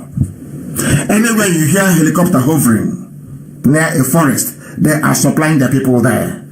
That is the preferred method of the governor of Kaduna State, Nasser El-Rufai. That's the method. And as I told you, he is part and parcel of the Janjaweed Brigade, those seeking to conquer the whole South. Anywhere, and as I told you before, water is important for the River State, where they have their men saboteurs. River State, they did it at all cost. I said at all cost. Some of you don't know the battles that Wike is fighting. You have no idea. If you know the battles that man is fighting, I'm telling you, if you see him, you bow for him. The man is fighting a battle with demons everywhere. Fulani wants to take over, do you call it River State so people can hear? They want to take over River State at all cost and by every means. I say at all cost. They have brought out their people to confuse you. They need it. That was why they got that idiot to write and say, if it is not my happiness now is that people have now discovered where they come from. He didn't say Niger Delta. See how we killed off the whole Niger Delta nonsense. No longer Niger Delta. You know, if it's real Niger Deltans. We have killed off that rubbish. Answer your name. What is your name? Ibibio. So we can know you. What is your name, Igbo? So we can know you when we are talking. What is your name, Amejo? So we can know who you are when we're talking to you. They want Igwacha to go because they need the oil. They are very lazy children of darkness. They don't go to work. They have nothing. For them to continue to have access to the oil and the oil revenue, they need to maintain their stranglehold on power. And Igwacha is critical. Now you know. People advising us. I spoke to a very high-ranking security officer, and they said every home must get a double barrel. I spoke to a high-ranking person in the army, a Hausa man. You won't believe it. After telling me how great they think what I'm doing is, that them as Hausas cannot believe that a Biafran can be fighting for them. A Hausa military officer is telling me this. Ah, dear me. He said to me, tell your people everybody must go and get a double barrel because they are coming. They're in the bushes already. They're going to pour out very soon. The more, you know what the man said to me? And I was top ranking army. You know what he said to me? The closer you get to revealing what is inside us rock, now people know. He said to me, now, he said before when you were struggling all these years, you have not passed 60%. You know what he said to me? On Thursday, now, 65% of the people of the North now know that what you're saying is true. That is no longer. And I asked him pointedly, as an army officer, your answer, is there any Buhari in Asorok? He said no, there's no Buhari there. I was a man. He said to me, it's very ironic. We are looking up to a Biafran now to save Hausa people. Oh dear. He said to me, go to the radio and tell your people, everybody must buy a double barrel and keep it with you when you're sleeping. Because they are coming. It's the plan of the government. As they are diverting your attention. Oh, we want one. Igbo presidency. That presidency. Go and register. Join political party. All diversionary tactics designed to take your eyes away from the threat and the danger. Which is the funny people in our bushes. They have come to take over our land. Listen very carefully. Those that said that the zoo is indivisible, has it not divided already by itself? That somebody can come, the same people making the argument that, oh, you cannot come out and say, oh, the presidency is your turn. The same people that when Jonathan was there, they kept saying, it's our turn, it's our turn, it's our turn. All of a sudden, they are now in power, like the Islamic Brotherhood always does. You know, the Islamic extremists, they always go to polls to go and win election. Once they get into power, they now tell you about Islam and Sharia, that there should be no election anymore. That's what they have done. They were clamoring every day. It's our turn. We are robbed with Yaradua. You must give us our mandate back. Let's complete our turn. From completing their turn, all of a sudden, they are now saying that, oh, this rotational presidency, is it presidential limited? They are trying to be clever. For anything, they are smart. It is only Yoruba cowardice that is making Fulani feel they have power. I'm saying it live so the world can hear. I don't hate anybody. I tell you the truth. The only thing giving Fulani courage to be killing people, to be doing what they're doing, is the cowardice of the Yoruba race. And their unfounded and stupid hatred of an Igbo man. Those two things. If Yoruba can go back tonight and remove those two things from their mind, and before God and man, I'm telling you, by this time next week, there will be no more Nigerian, everybody will be free. Yoruba should stop being afraid of the Fulani. You must stop being afraid of them. They are like darkness. Switch on the light and they flee. As we have done. Now, how many flavors do you get from Biafra land now? We have chased them so much. Only the hardened ones, those they pay direct, are the ones now talking. Every slave is asleep. Only the ones that are paying direct are the ones. But very soon, they will all go to sleep as well. Mark the date, the time. I don't make videos, there's no need for it. Very soon, they will stop talking. They will know. We brought down the zoo. Talk less of riffraffs that we feed. Oh dear. We shall see. Today now the whole world knows. Not just that IPOB is fighting for Christians everywhere. You can hear it from Asorok. IPOB is fighting for Christians. And IPOB, they are Jews. They are fighting for Christians. Are you listening? Because we want the good of everybody.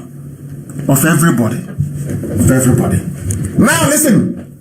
You know that in Islam, you don't wear shoes to enter the mosque. We know that very well. Everybody knows that. Not even socks.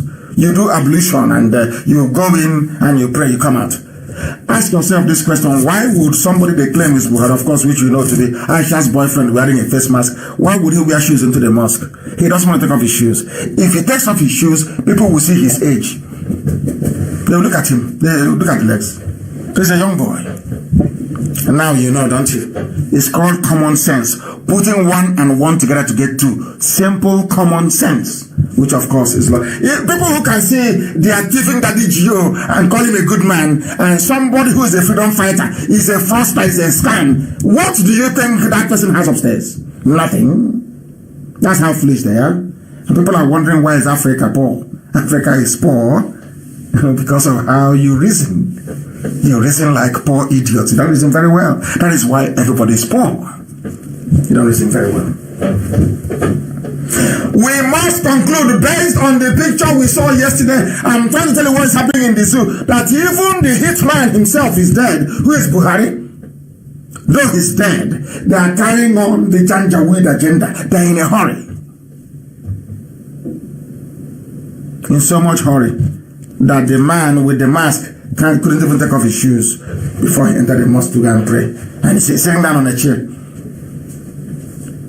The old dead Buhari, even if he's dying, can never sit on a chair in the mosque.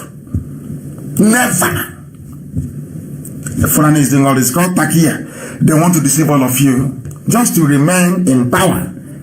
As the Archbishop said, that is what children of darkness does. That is their job. They need political power to wreak havoc.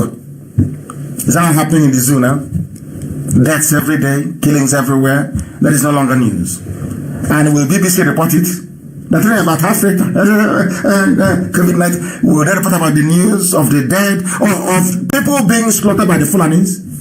The answer is no. Nobody is allowed to pray in the shoes in a mosque, but only in the zoo called Nigeria. Only in the zoo. When people talk about Biafra and secession, there are things they don't quite know about the views of the granddaddy of tribalism and ethnic bigotry. They try to accuse me of being an ethnic bigot. They have cleverly forgot what Ahmadu Bello said. I didn't start it. Ahmadu Bello started it by saying, although we are Nigerians, but I will not give job to an Igbo man. If there is no northerner who can do the job, I'll give it to a white man. If there is no white man, then I'll give it to Yoruba maybe. Didn't you hear when Ahmadu Bello said that? Are you deaf? All of you are deaf. Those of you claiming you're intellectuals and we're intellectual. What IPOB is doing? And were you deaf? When Ahmadu Bello was saying that, were you deaf? Today you're preaching to me about one Nigeria. When Ahmadu Bello, the founder of Fulani ethnic bigotry, when he was talking his nonsense, where were you?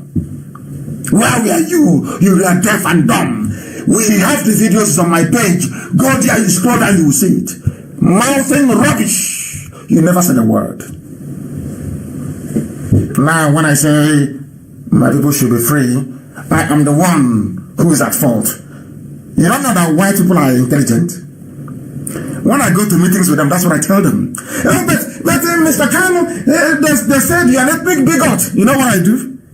I call our deputy teacher, put on that clip for them. And we project it on the wall.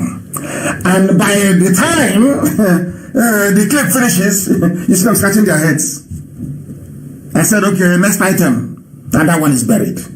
They don't know how prepared we are. You know, it's actually a very good thing. When we started, they said, oh, they're adults. They're uneducated, they didn't go to school. Then that reminded me of what we used to hear in the when we were small. If you're boiling rice or whatever and you cover it and you're busy playing video game, by the time you come, there'll be steam everywhere. There'll be sludge on the top of the cooker. if you're using firewood to cook, the pot will so much boil over that the liquid in the pot will quench the fire. The firewood will go off because you ignored that little pot. That was, you know, that Elohim is miraculous. They looked at you, then, no, they're not intellectuals. They're not, no, leave them. They're touts. They're looking for money. Hey, they know nothing. By the time they came back, the zoo had crumbled. They are playing with us. They don't know who we are. Let me tell you what Ahmadu Bello said in 1964. I tweeted, that's what everyone has to be on Twitter. I tweeted and I said what the man said in the tweet that I made. That was yesterday. Go to Mazen Nnamdi Kanu on Twitter. Follow me on Twitter and become educated. Follow me on Twitter. My official account, I think, is 142,000 followers. And I love them because they retweet. All I'm asking you to do is just to retweet, that's all. Retweet only, that is all. Do you know what Ahmadu Bello said? That man that hates Igbo so much. If the East, he never said the East, which means Ibibio, it means Kalabari, it means Efik, it means Orun, it means Anang, it means Ekoi people, it means Jaram, it means Ishekiri, it means Yoruba. Everybody, he said the East. East. Ahmadu Bello. If the East insists on seceding, which means that the yearning for freedom didn't start today. In 1964, before Nzogbu's coup, before the war, even the Janjaweed, they knew we wanted to go to be on our own. Ahmadu Bello said in 1964, if the East insisted on seceding, then other Nigerians ought to secede. Other Nigerians ought to concede such a right in peace. When the granddaddy of Fulani Janjaweedism, Ahmadu Bello, was saying this in 1964, he said, allow Biafra to go in peace. But they did not want to ignore what he said, because at least I like them that way. They never ignore their past masters, even if they are dead. So to carry out that, to wage that war against the East, they brought Gowon, who is a Christian and not a Fulani man, to wage that war. Because if they are the ones waging this war, Americans and the French would have asked them, but Ahmadu Bello said, allow them to go in peace. That's what Ahmadu Bello said. Then why are you fighting? They said, okay, instead of us to implicate ourselves that way, let's call a foolish Christian like Gowon, make him head of state, give him the template of the war to go and fight a war. And that was what the idiotic Gowon did for them. Not knowing that he's being used. Today they have massacred all these people. And they are crying in the Middle Belt. Don't you know that? You can't escape history. Not at all. Not at all. Not at all. And I mentioned the children of light versus darkness because I will keep making references to it. Remember, you see why I like Trump? You see why I like him? Do you know that had it been Obama, who is the president of Obama, destroyed 5 African countries, for your information. 5 was destroyed. Are you telling me that this man called Adesina will be probed?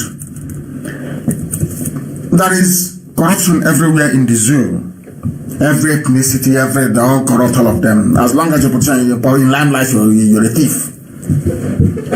Do you know that after making noise, that the board of the African Development Bank, AFDB, have now authorized an independent probe of the president, Akinwumi Adesina? And who authorized it? Who asked for this probe? Because United States of America. Do you see how people who are just and upright, the way they behave? It doesn't matter whether it's evil. They don't have any right to interfere in ADB. No right whatsoever. But the man saw something wrong. Something wrong. Nepotism in Africa Development Bank. What this is it Akim Wumi Adesina was doing? I said, no, go and probe him. We have seen something.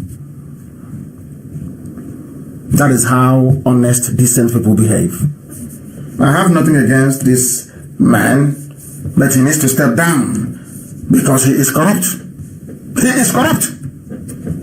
Akim Wumi Adesina is a corrupt banker in ADB.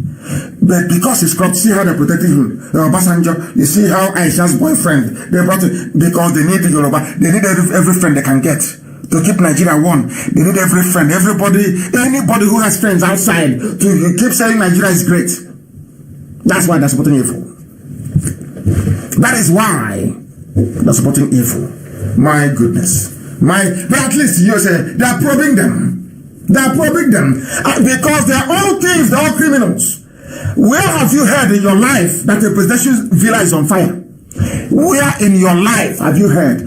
They tried to break into the office. It was impossible to break into. Are you aware of that? Go and look at all the pictures they are now releasing, and the pictures they used when Abba Kyari was alive of the presidential office is no longer the same. I wish China Sassum to do something about it. Look for the old picture of Asorok. Look for the new picture of Asorok office, presidential office. It is no longer the same. That was why they said there is fire, so they can bring in bulldozer and knock the whole thing down and start again. Because they know I get my information from inside Asorok. They know I do. They know I do. If they like, let them sack everybody there. I will still get my information from right inside there. Do you know that's what happened? They had to build an emergency presidential office. Go and look, and no, not even IPOB. Anybody can do it. Look for meetings inside Asorok before the end of 2019. Then look for all, since Aisha took over with her boyfriend, look at all their pictures and tell me if the offices are the same. They're no longer the same. Because the original presidential office, it had 2 glass shelves by the side. The new one doesn't have any. Then they had to do something to make you believe that is Asorok, the main office itself. The reason why they said there was fire is to allow the Chinese engineers to bring in heavy machinery. It's like taking away a bank's vault. Those of you in the banking sector, taking away a vault. It's not something you can just do with ordinary acetane, whatever. That thing they used to do blowtorch to open it. The Chinese tried. They couldn't open it. Now they said there is fire inside. Have you heard of such rubbish before? Fire inside the presidential villa. And sometimes I wonder what sort of God created Nigerian people.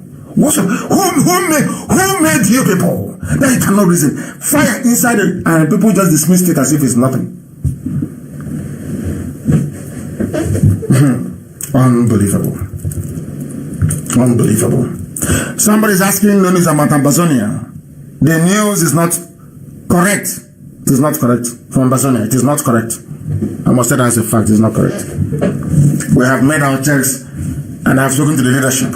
It is not correct. The news from Ambazonia is not correct. I have spoken to the leadership of the movement. I have spoken to them. Fire in Asorok. Where have you heard of that nonsense before? The same Garabashiru. Maybe they have reconciled with Aisha. If you sack me, I'll tell the whole world what happened. They say, okay, come in. You know, this zoo, they operate on blackmail. That's the way they do it. On blackmail. I can see that some of my Yoruba brothers are crying and complaining about Akim Wumi of Africa. He is corrupt, he's a thief. And Trump called him out. Trump said, don't tell me that rubbish. Go and investigate him. And he's crying, and he'll be found guilty, of course. Because they can't ask for you to be investigated unless there is incontrovertible proof they've done something wrong. That is how it works in the financial sector. It's numbers and figures. That's the way we know how we do it. Asorok is on fire. Are you aware? Central Bank fire. Accountant General's office on fire. Asorok on fire. And people think everything is normal. You think everything is normal. This is why I call you zoo animals. That's why I call you zoo. Zoo people. Because you don't reason. Only animals reason the way that Nigerians do. They don't reason very well. Mind you, I said Nigerians, so I never insulted Oduduwa, Yoruba. I never insulted Biafrans. I never insulted Arewa. I said Nigeria. Please. So if you feel a Nigerian then and you want to feel insulted, that's entirely up to you. You are liberty to do so. But there is nowhere in the world where a presidential villa is on fire. Go through your records. Go and check. How fire can there be fire? When there's fire extinguisher everywhere. For a fire to be reported, it had to be major. Common sense. Common sense. You think we don't know. They are now going to move in the heavy machinery. Oh, there was a fire yesterday. Shebi, you know, hear about them. Shebi, you know, see for channels. There was fire now. Madam said there's fire. To give them the cover they need to bring in the heavy equipment to break down the office that has Abba Kyari's and fingerprints. You have forgotten. It took them nearly 4 months when Buhari died to get Abba Kyari to access the office. Now Abba Kyari is dead. It will take them another 4 months to complete it. Watch and see now. They've tried and tried and tried. They now have to stop. Go and check the pictures. They now have to stop a temporary office of the president. This one now has curtains at the back. They think we are foolish. They don't know who we are. Yeah, we are miscreants, so by the way, don't forget. They've grown tired of the name miscreants. What they're not saying is that they are scammers. They have run out of what to say. Completely and totally. They are now called scammers. That's the new phrase. Your daddy GO is not. Those looting and burning everywhere, they are not. Black, Monsieur G. Black. We have come to switch on the light that your stupidity will flee. Most of you are very, very daft indeed. And you're wondering why you are suffering. We must do something. We are suffering. We are suffering too much in this country. Your stupidity is why you're suffering. Your brain, the stupidity programmed into your brain by nature is the reason why you are suffering. You are black. You are suffering the same way they're killing us in America. Are you telling me that had black people developed one slightly decent country in Africa, that whites will be killing you? How many Asians have they killed? Can't you ask yourselves, how many Asians? They are killing blacks in America because Africa, black Africa is a disappointment. A disappointment. That is why they are killing blacks in America. If you don't know, let me tell you. The time now has come to almost 9 p.m. in land of Biafra. I must preach, Elohim gave me a message, and that's exactly what I'm delivering this evening. A message that must be preached. Buhari is not in charge of us around, says Professor Soyinka. Soyinka said, well, my first reaction was, thank goodness that people like Omar spoke. He always hits the nail on the head. And then he continued, well, I'm appalled. I'm very sorry to say, I have been studying the trend over the past year and a half, and I believe this president is not in charge of this nation in so many aspects and directions. I am convinced he is not really and totally with it. There is no president. No longer Nnamdi Kanu IPOB is saying it. But Soyinka is saying it. Everybody is saying it. But because darkness is still in charge, that is why you are blind, you cannot see. And that light is what IPOB is switching on, so that you can see that Asadok is empty. Let me have a sip of water.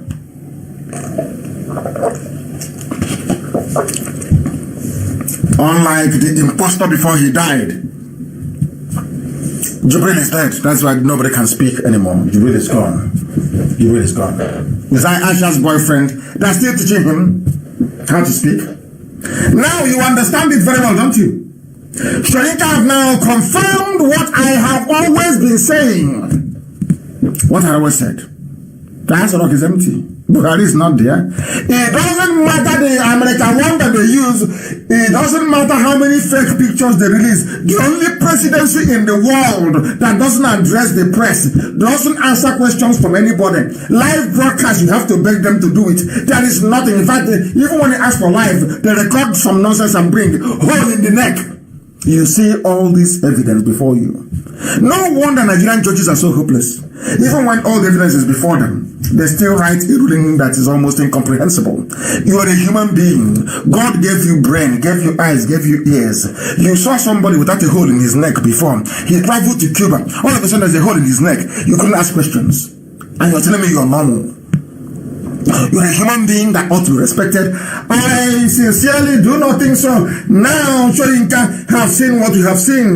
Now, the banditry is increasing. Now, the Fulani criminality is not just in looting and burning. They are killing people, abducting health workers in Katsina, even the home state of the brutal terrorist himself, Buhari, who is now dead and buried in Saudi Arabia.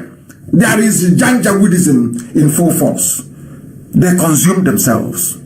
Can you now see it?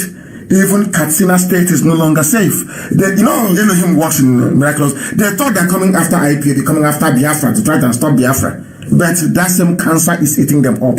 And everybody is now getting their own fair share, isn't it? Of corruption. You know that Janjaweedism is a form of corruption. That is why a country, somebody tells me he's an Igbo man. He is from Ejon. He is from Ibibio. And you claim you are part of one Nigeria. But they want a collected loan on your behalf. That the money they will use to, where they will get the money to repay the loan is from your land.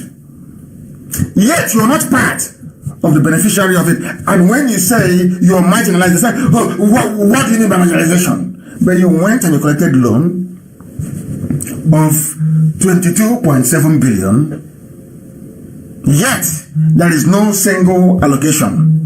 Not one single allocation, not a single one for Biafran people. Not a single thing allocated to Biafra. Not one. Look at the pictures of the Janjaweed everywhere. Hey, where are they going to this night? Where are they going to? This is happening right now in Gariki, in Okunono, right now. IPOB intelligence on the ground right now. 7:35 p.m. this evening. Hey, they dropped them off this night at Gariki Market. They are all carrying long bags. People are listening to this broadcast in Enugu. They are all carrying long bags. That is rifles and assault weapons in Gariki. The invasion is in full swing. This is live. I'm telling you what's happening right now on the ground. Right now on the ground. Right now on the ground. Unbelievable. This is panicking. Now, right now, as I'm on air now, the zone is in turmoil. If your relative is walking in, ask them. Ask them what's happening to Aisha right now. Ask anybody in Asrock you know. She's having seizures.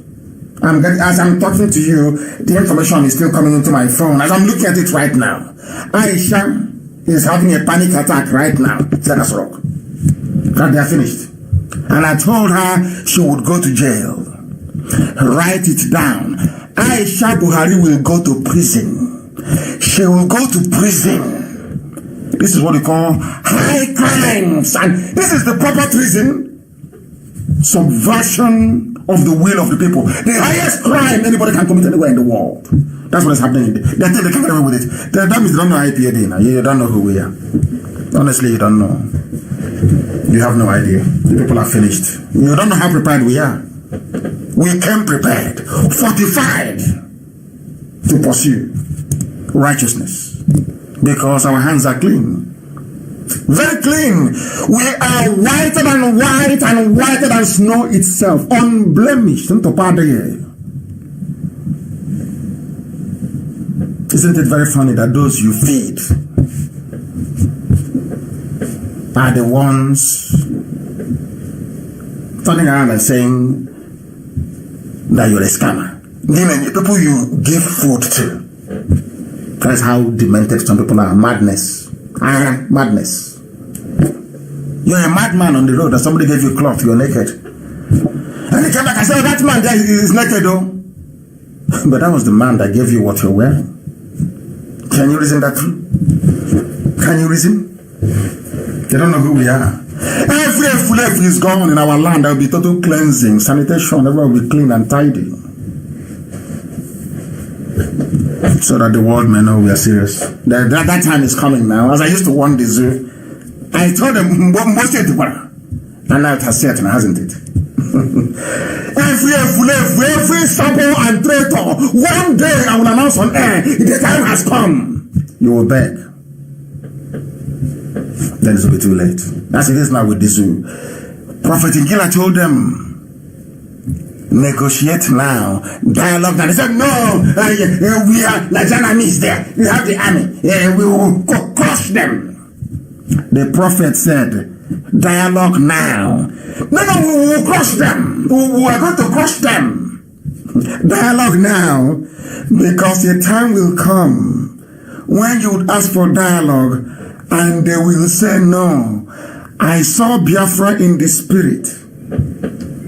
Nnamdi Kanu is walking like a small pussycat, but behind him were lions and every wild beast you can think of. They never saw meaning into what he was saying. They have Nigerian army. Today, where is Buratai? Where is Abakari? Where is Buhari?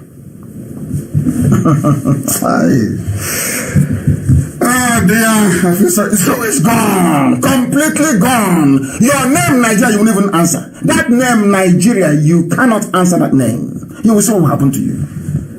That when I'm in Arochukwu worshiping Elohim, any day I go to the temple to pray, wherever you are, you will say that man said it. You don't know? You don't know that, do you? We are preaching because, Vanessa is crying at last, begging and crying. The 22, all they see is money. The 22.7 billion, there's none for us to share. They want to share the money. Now they're crying. That thing that IPOB saw from inside the bunker, those of them on top of private jet couldn't see. It's only that they're crying like little children.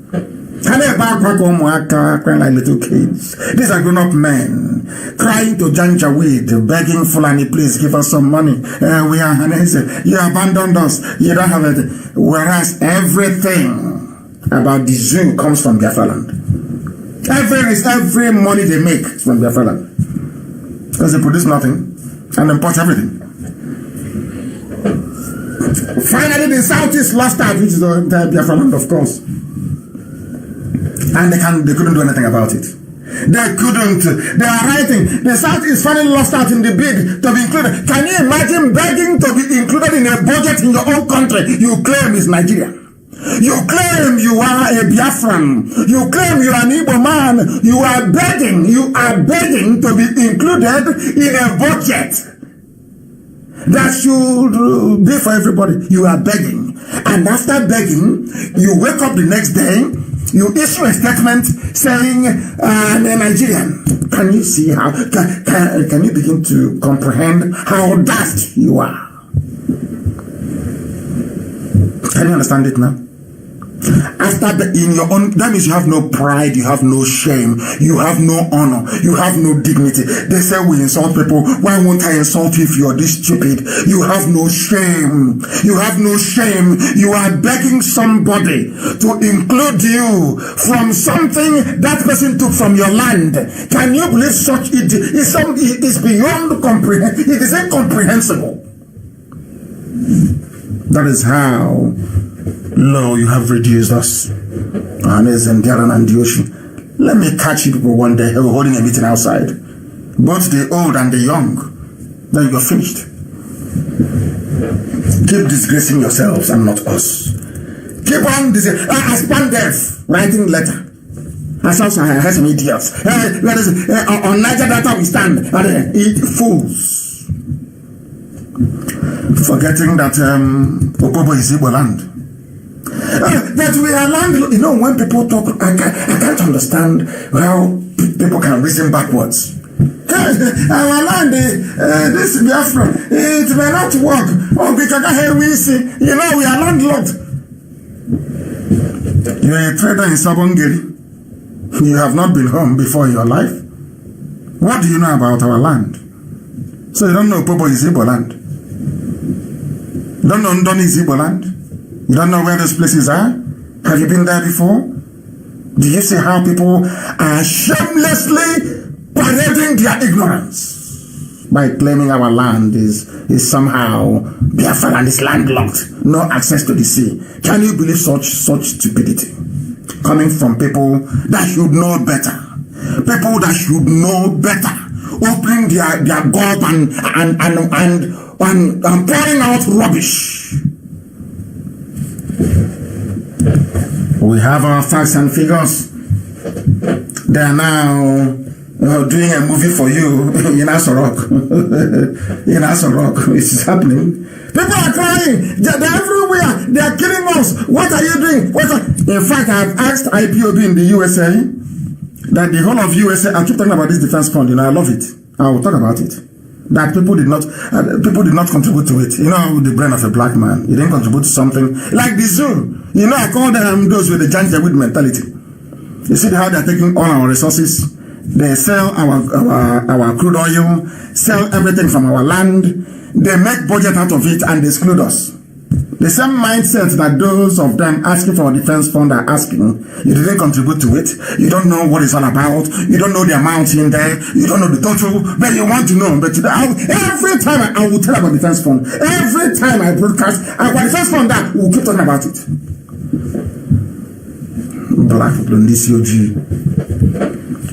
I have now instructed IPOB in the USA to return the paltry $2,300 that all Biafrans in America contributed. If they don't take it, I will donate it to a charity in America. Their home is burning. The whole of America, the whole USA, to defend our land. $2,300. You have all these idiots down there with stupid, empty, frivolous, as they say, empty barrels make the most noise. Empty. All these useless names. $2,300. And the fools asking us for a defense fund. They didn't contribute to it. Those that did $2,300, the whole of America, they'll be coming and speaking stupid American slang. They will make a wine tapper in the village cringe. $2,300. Some said they're upset. I insulted them. I should turn it down a bit. Turn it down a bit. People are coming. The Fulanis are killing you. They take the oil from your land. They buy weapons to come and kill you. And you in America, the time has come to defend your land. And it is $2,300. The amount that each of you give to your daddy GO every month in terms of tithe and offering. And you and your daddy GO is on this earth, not in heaven. To save yourselves, you cannot. That is how daft some of you are. I will talk about defense fund every day. I love it. I love it very, very much. They are coming. There is warning from everywhere. But how far can you keep on warning people to try and do that which is right? They brought in another bill. Do you know that the new policing nonsense they're bringing in, do you know what it's for? They want to take away the powers of the governors to be the chief security officer of their state. They are doing it because of weekend, because they cannot break in. Are you aware of that? They are doing all these nonsense. And we want to reform the police. So They want to take away the powers from the governor and give it to a Fulani police commissioner. Some of you don't know, do you? But we are this so that we no stupid. What we want, if they have any brain, is to call for a referendum. I can tell Aisha the process she can adopt. First thing, you set up elections by option A4 to elect delegates to go for the Sovereign National Conference that Soyinka and the Tinubu fought for. But I've forgotten, that now there is money, there is toll gate money. Everybody's making cash now, so they've forgotten. Men without honor or principle.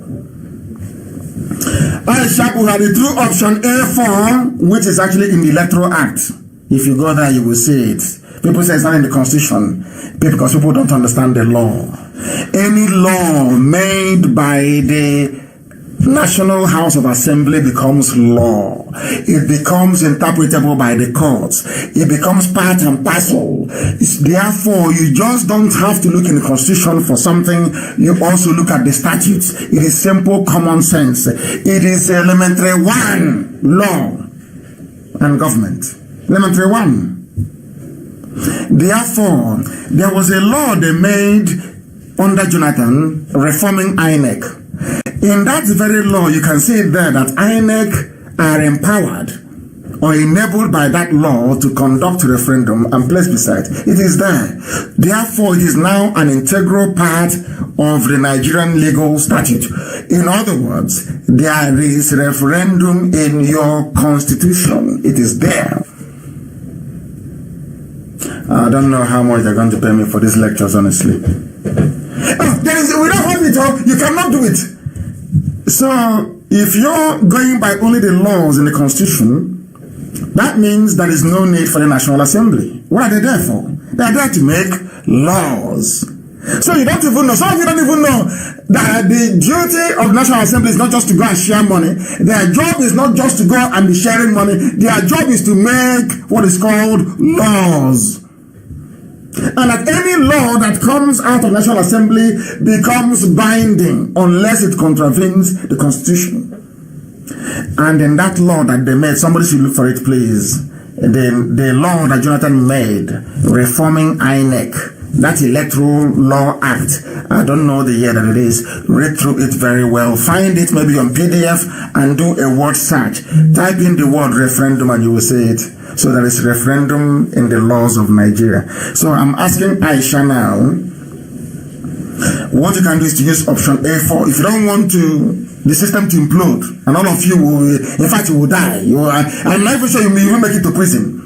Call for using option A4, instruct INEC to conduct elections for people to popularly vote truthful men and women to go to a conclave, Sovereign National Conference, to determine the modalities for the nationwide referendum that will lead to the peaceful breakup of Nigeria. I won't give you this advice.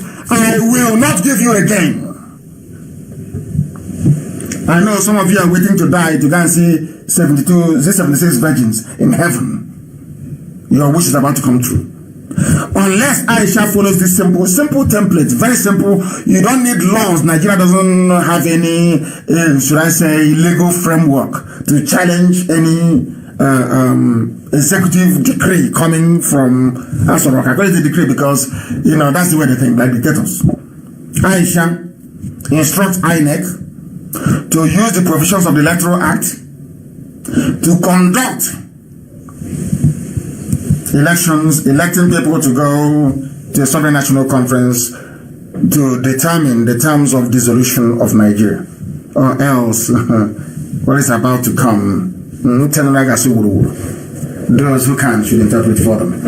We are live and we are direct. The time now is approximately, should I say, 21 minutes. 21 minutes past 9, and we continue to preach this gospel, please, because there are so many things for us to get through this very evening, and we must preach it. I'm not going to tell you how they intend to take over your lives as a result of their COVID-19 law. Have you gone through that law before? Somebody took time and made some observations and suggestions on the law, and it is incredible, absolutely incredible what they're trying to do. Fulani is out to grab power by every means, and they are determined, and with Yoruba media, with them in a very cowardly state, the Janjaweed will always get their way. And as I told them, Orji Zokali is out and Olisa Metu is left.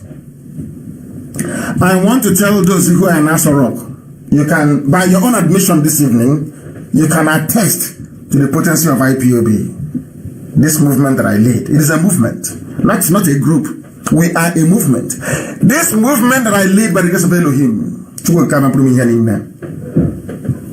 this movement that I lead, going by your own admission this evening, we are very, very formidable. I thank you for releasing Orji Zokalo. I know it's a thing of shame because I hastily came on air and I wrote on my page that Orji Zokalo is free. Because of that, you wanted to show the world that Nnamdi Kanu doesn't run Nigeria. You do. So you held him for more weeks. I understand. That's why I didn't say anything. It's about shame. You don't want them to know that we have all it takes. So out of shame, you decided to somehow, play your game and delay him for some time. But thank you all the same for releasing Orji Zokalo. I have one more person remaining. His name is Olisa Metu, and you must release him. You must, and I'm going to tell you why you must release him. Do you see what is happening to Adewumi Adesina of African Development? That's a child's play compared to what all of you are going to face, including the very mouthy and largely incoherent Issa Funtua. All of you are in a deep mess. They signed an executive order just a few days ago. All of you trying to overthrow Trump, you're wasting your time. You'll still be there for your information because God is in control. You're wasting your time. People are not that stupid. Democrats can bring out everybody on the streets. We are not daft. We know that Trump is a good president for black people only if you have brain. You will understand. If you don't, it will just be like before. Obama was there for 8 years. What did he do? How many blacks were killed under Obama? How many blacks were killed? How many lives did Obama destroy in Africa? Obama gave you Buhari. Obama killed Gaddafi. How many? What did he do as a black president in America? People should go and sit down somewhere. Let's continue.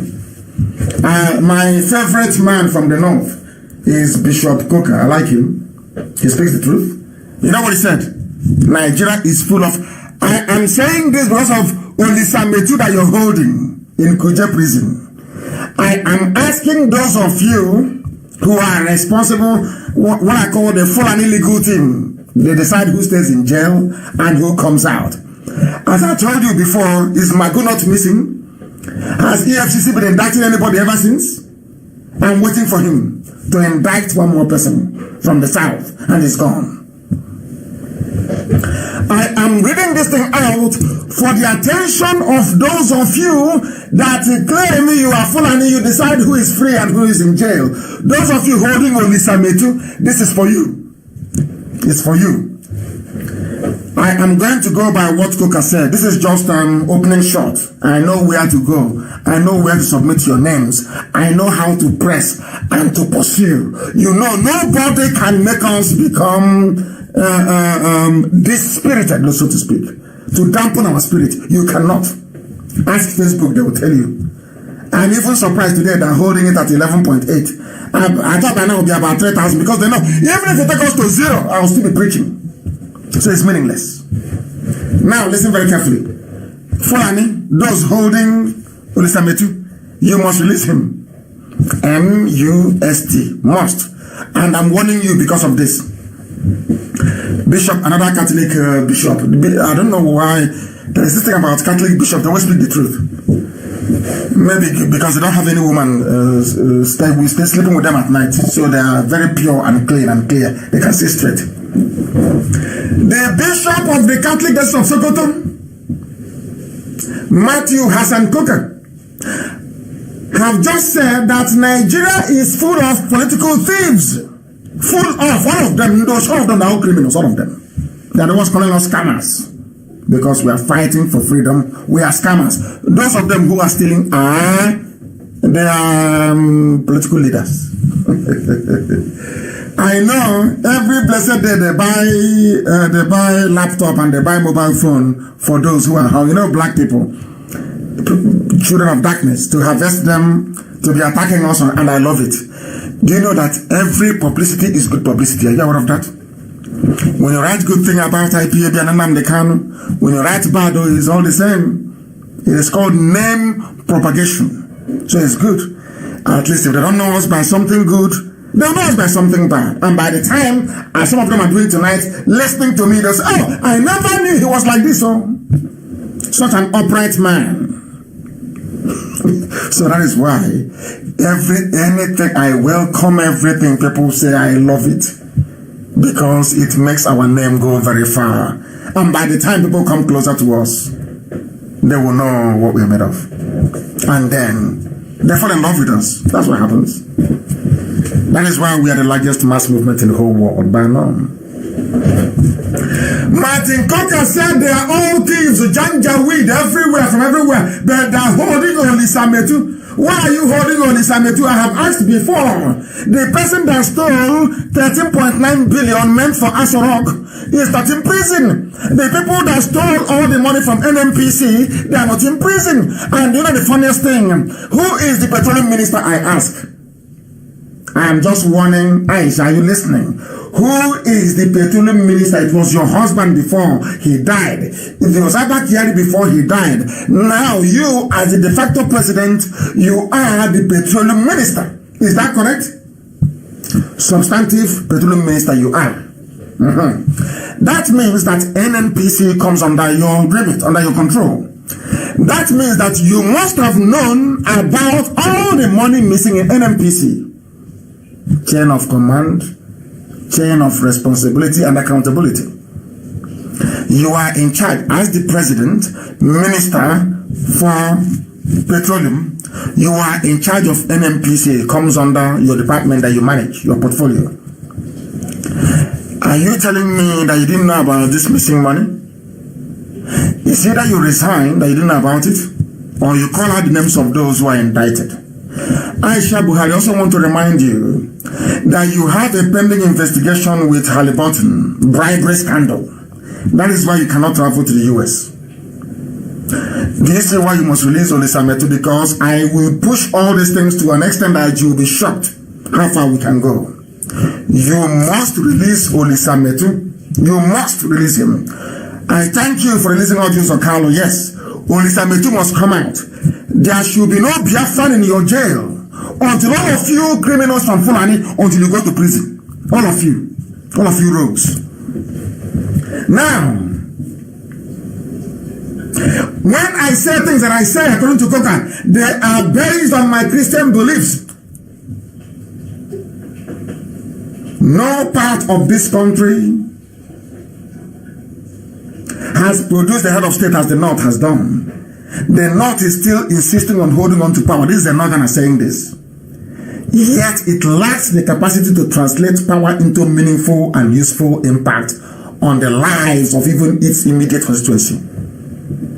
Big grammar, yes, but I'll tell you. Coker is saying that Fulani always wants power. We want power. They don't know what to do with it, only to loot.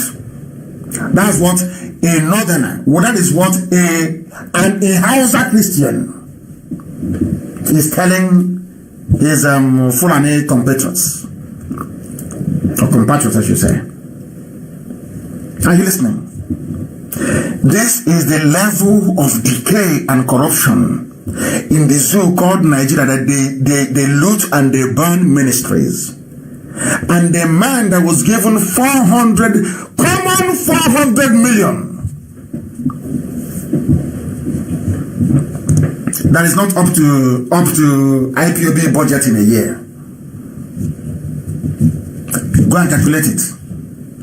Every month we spend between $110,000 to $120,000. IPOB we spend. That is why Asorok is shaking. we are paying people to do the work they're supposed to do. Because they don't want you to give us money to do it. That is why they call us scammers, they call us thieves, because they want to poison your mind. They are the children of darkness. Once they poison your mind and you stop contributing to IPOB, we'll stop making the type of impact that led them to issue their press release. Now you understand it. Now you understand it. Coca is saying that they're all criminals. Every Fulani head of state, including the dead Buhari, Abakiyari, and now Aisha, they are all thieves. They don't know what. All they do is they want power. They don't know what to do with it. The only people encouraging them are Yoruba journalists. I swear to God, I shouldn't be swearing. My goodness, forgive me.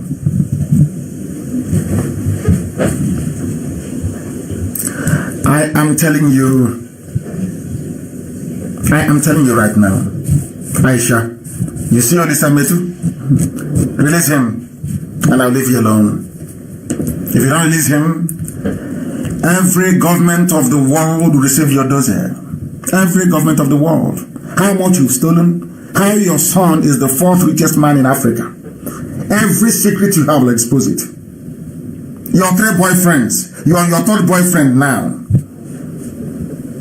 The man you are now with, wearing the mask of your husband, is your 3rd boyfriend. I know all these things. Release Olisa Metu. For me, release him. Release him. Coca said you people are corrupt. You don't know what to do with power. And it is true. Abundantly true. Olisa Metu is in jail.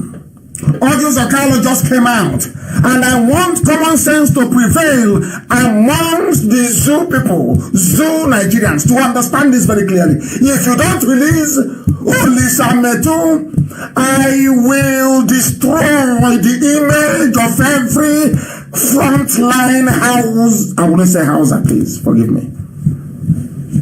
Every frontline politician will be dismissed.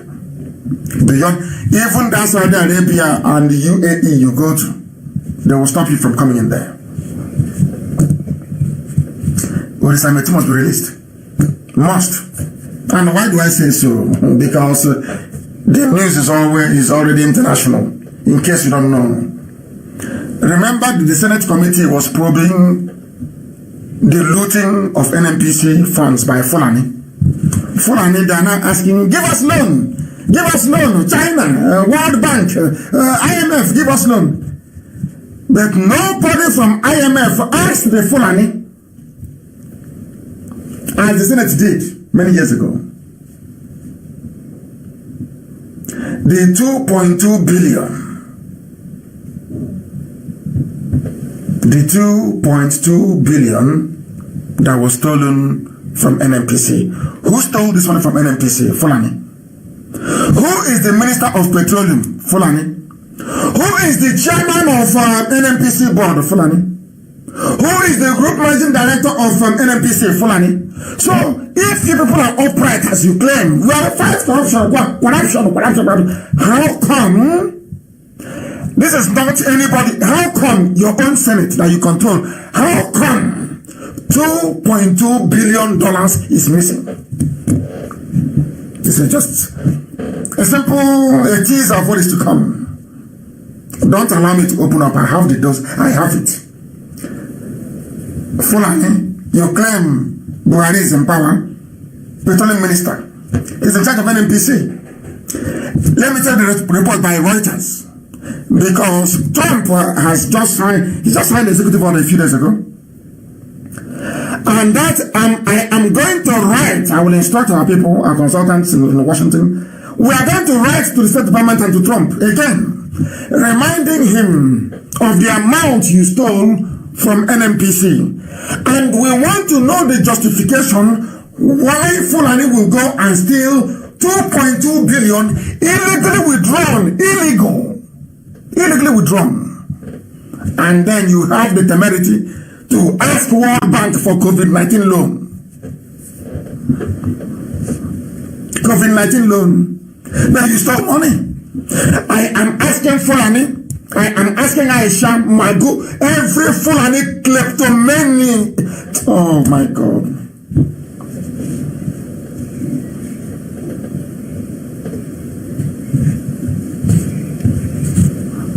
I am asking every Fulani thief,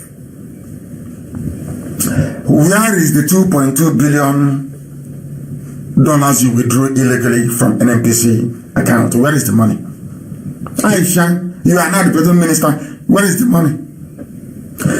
Your what's his name? November 15, 2018. It was Abba Kyari who was in charge then. Where is the money? The money was stolen between 2016 to 2018. Central Bank, you see this boy, what's his name? Central Bank governor, MFN. You go to prison. You are a neighbor man. You go to jail. MFN, between 2016 and 2018, NNPC withdrew $2.2 billion US. Where is the money? They withdrew the money from Central Bank. Where is that money? MFL, where is the money? Aisha, where is the money? Abba Kyari's family, where is the money? Isa Funtua, as a cabal member, where is the money? Isa Nda, where is the money? Mama Ngaura, where is this 2.2 billion? You think you're dealing with fools? Do we look like Yoruba journalists to you? People you can intimidate? Do we look like Yoruba journalists you can drive fear into them? Because you took one step from them, they are shaking, they cannot fight back.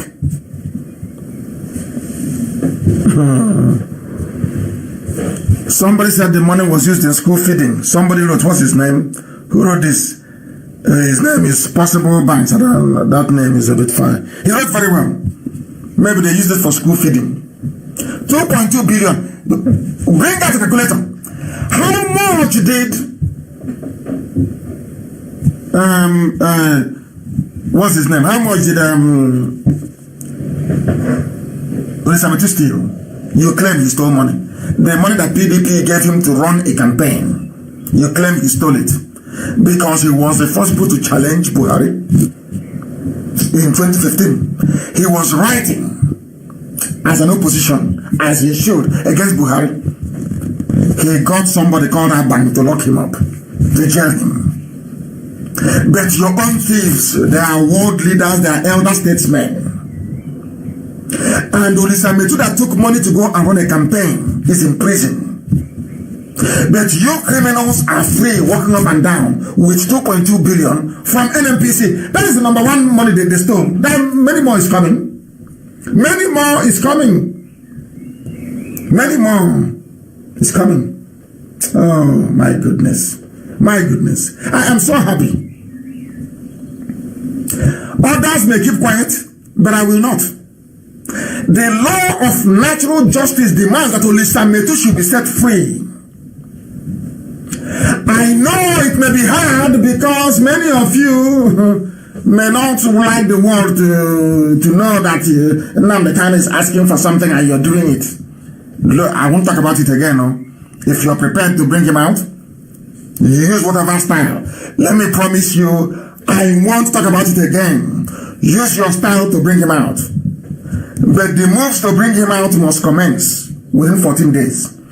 I will try to contact the family and ask them, has the move commenced to free Olisametu? If the answer is no, then it's bye-bye for all of you. You can't travel abroad again. None of you will. I'm just warning you. You think we are joking? Do you seriously think we are joking? You people are the ones stealing money. The same thing you did to Hausa people. You've come to fight corruption, but you're the ones who are corrupt. Fulani are the corrupt ones. You think you people and Tinubu can connive and use Yoruba media, use channels to be destabilizing the lives of people, claiming you're fighting corruption, when you people are the ones who are corrupt. How many times have you been to Central Bank to withdraw money from NNPC account? Where are the documents? Where did the money go to? You think you're smart? You're fighting corruption. May God, I will punish all of you. You are criminals. You claim you're fighting corruption, but nobody is more corrupt than the Fulani. Nobody is. Yoruba is afraid. Oh, always fearful. I don't know why they are scared. Scared of who? Yoruba fought Abacha. Where are those of you that fought Abacha to stand still? Because of 2019. Because of, is it 2019 or is it 2093? I don't know. I wish Dora Akunyili is alive.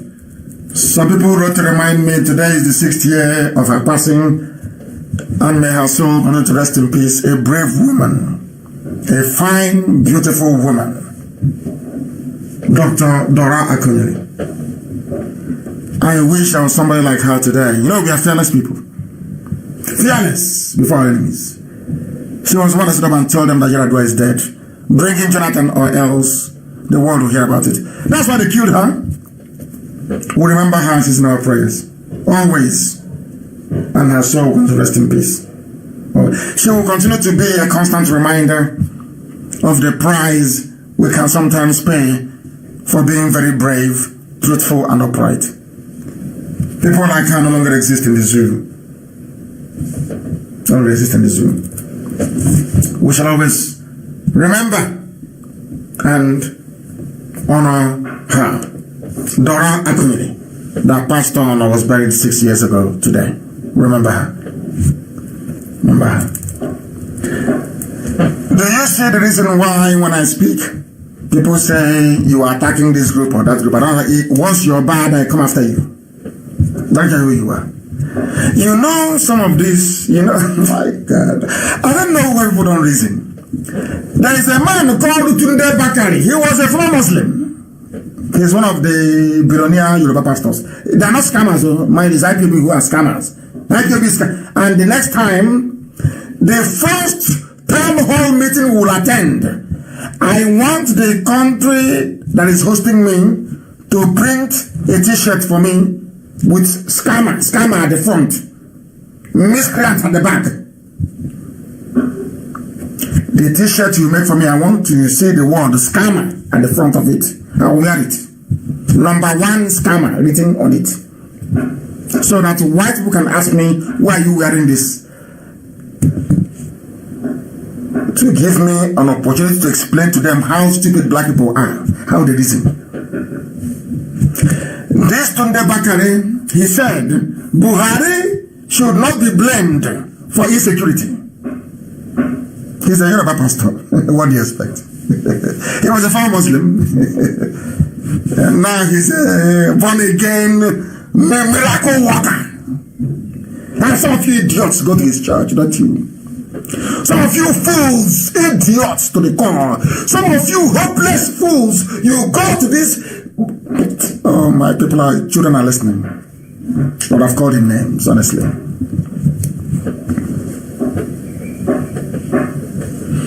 Trash. Former Muslim, trash. The greatest Yahoo in the world is Yoruba Pentecostalism. The greatest Yahoo you have. Because if I'm Muslim, a pastor is so-called minister of God. Look at the garbage. Can you compare this, what this fool is saying with what Bishop Coker said? With what that Archbishop said? They wrote to Trump. Pentecostalism. Praise the Lord, hallelujah. Praise the Lord. We are going for Thursday night. We are going to a mountain on the shadow. Idiots. Keep deceiving yourselves. Keep on deceiving yourselves. Keep on piling idiocy upon idiocy on your heads. These are the fools you got to pray for you. If Buhari is not to blame, or those ruling in his name, who do you blame? What is the meaning of accountability in a democracy? Tunde Bakari is complete idiot, complete fool. Who do you hold accountable? Why do you think people go to vote every 4 years or 5 years or 7 years? To hold the government to account. If they did well, they continue. If they didn't do well, you push them out. Accountability. That Buhari, when he was alive, campaigned on a platform of security. He's a hard man. He would defeat Boko Haram. Today, the security saying he's not to blame. Yoruba. Hey. I think that's how people say it. Do you see my problem? How can this man come from the same race that produced Fela, that produced Gani Fam? And this ardent criminal. This man is a full frontal scammer, full one from Islam to Christianity to make money. And here he's talking rubbish. Some of you will go and kneel for this imbecile, this complete idiot, this moron to pray for you. And the next day you come online and you say, pray for one Nigeria. Check up one Nigeria. God will punish you and punish your family. Only one Nigeria rubbish. Mad people everywhere. Insane people. Blacks, you cannot reason. Black Africans cannot. Whites are listening and I'm telling them, black people from Africa, we do not reason properly. Our brains are defective. Look at the idiot from Islam. They're making money. They are promoting him. He's making money. Come to talk rubbish. Look at Bishop Cooker. No private jet. No tithe. No watering of seed. He lives in his Archbishop Lodge. This one has a private jet that you contributed for. Not to free you from slavery, not to free you from Fulani Janjaweedism, not to free you from your pain and your suffering. He is not a scammer. That's how foolish you are. He's not saving you who are scammers. Can you see how daft you are? Zoo people. You people make me sick. Nigerians, they make me... When I still want to vomit, they make me sick. Very, very sick. NNPC stole your money. Fulani went to NNPC, stole your money. They reconstruct the board. It's also them. You can't complain. Zinam the Kanu with IPOB who are scammers. But you in your idiocy suffering, drinking from where you defecate, where you go to toilet, you say water. The man saving you from that life of misery is a scammer. But you idiot who doing pipeline security guard, you're not. Idiots everywhere. Sometimes I don't know. Elohim gave us a very hard task. He should have placed Biafra maybe in Europe or in Asia or in South America. I don't know why Elohim placed Biafra in Africa. I have no idea. A continent full of idiots, right? Stupid. That's how they kill them in America and everywhere else. Look at how they're treating us in China. And you're bringing Chinese experts. Why are we hearing about Lloyd George? Is it George Lloyd? It's because white people came out to protest. Whites came. People deceiving themselves all the time in Africa. When you're asking why you were poor. Look at idiots to never. Some of you will go to his church. You will go there and be talking rubbish. Speaking in tongues. Now you say it's speak like a mad person, so you're speaking in tongues. That is why your problems persist. That is why your stupidity persists. And that is why without Biafra you're nothing. Whenever you see IPOB, you must be very grateful. We are the children of light. Elohim made us that way. That is who we are. And that is how we are. And that is why we are ruthlessly successful. To the point that you know them, they will be saying, oh, if we talk about them now, it will be as if but the hate is too much. They must talk now. The hate can carry excess. He's ranting. He is ranting. And some of you are ranting as if he's paining you. That man who is ranting is pushing the zoo to the point whereby the zoo, the government of Nigeria is issuing a press statement. What does that tell you? What does that tell you about the potency of those who are ranting? Those scammers. What does that tell you? And rant as well, please. Don't forget ranter, scammer, ranter, and miscreant, please. I need a t-shirt with all those names on it. So when I'm talking and I'm walking about, you'll be seeing it properly. It will remind you of your stupidity as a black man, your hopelessness and your idiocy right in front of you because you cannot reason. Mad people everywhere. Live for the cemetery there now. 2 weeks, I'll call the family. Ask them how far. They say he's still there. Then we unleash Shamagidon. And you see what it feels like. Yeah, you're playing with us. We are Biafrans, so We don't want anything to do with your Nigeria. Take your Nigerian to hell with you. We don't need it. We don't want it. Take your soul and go with you. People are daft. So daft. And I don't want to be in a country with foolish people who cannot reason. In Biafra land, if you go and withdraw money, the fight won't even happen. In Biafra land, do you know what it's going to look like? Every contract above the value of $150,000 equivalent in Biafran currency will be subject to a journal publication. You know what that means? It will be advertised publicly for people to tender for it. And every hearing about a public works program tender will be held in public. We have it now. That's why we went to school. We have everything up here. Once we unleash it, everything about me. Once we unleash our process to freedom, I'm telling you, Hausa will be writing me and begging to join Biafra. Write today's date down. Hausa will beg me to join Biafra. We're going to build something that will make the whole world to marvel. That the world may know that there are intelligent people who are black in Africa. That's what we want to do. Next time you will know. We're not age mates, we're not in the same league. Biafrans and Fulani, we are not in the same league. Not at all. 21st century. You're still moving cattle from place to place, looking for water, looking for grass. You're not ashamed. You go to world council, you go to meetings with people all over the world. You are unashamedly. You see, I said, it's a clash between farmers. We are our migratory route from 1904. You're not ashamed of yourself. 21st century. You're moving cattle from place to place. 21st century. You are not ashamed to come out to say it in public. God forbid you people. God forbid you people. Release all this army too, or else there will be no peace for the wicked. One slave who has written says, as I said before, he said, no, he was responding to the moron that wrote about Akwa Ibom. Who doesn't know anything about Akwa Ibom? He doesn't even know the Igbo community in Akwa Ibom. He doesn't know. Has no idea. He has nothing in common with Biafra. And immediately, Premium Times, 400 people, they carried it. Immediately, Punch, they carried it. Agents of darkness, children of darkness. Upon all, they could have just gone to my page and seen the whole thing I wrote. Do you know they have Okonko in Ibibio? Do you know they have in Ibibio? You say we have nothing in common? Where did Abriba people come from, or some of them out of people? Where? I'm asking you.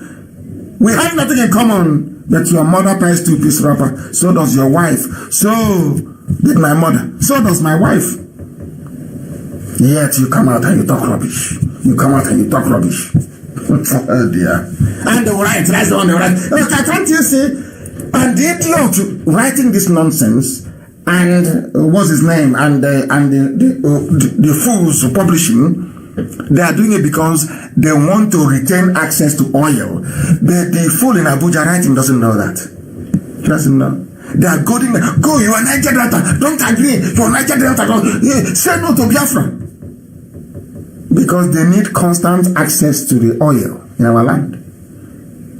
And some of them foolishly agree. Come out and make videos looking like expired pork in a supermarket where there is no light. This is Radio Biafra live and direct, and the whole world is listening.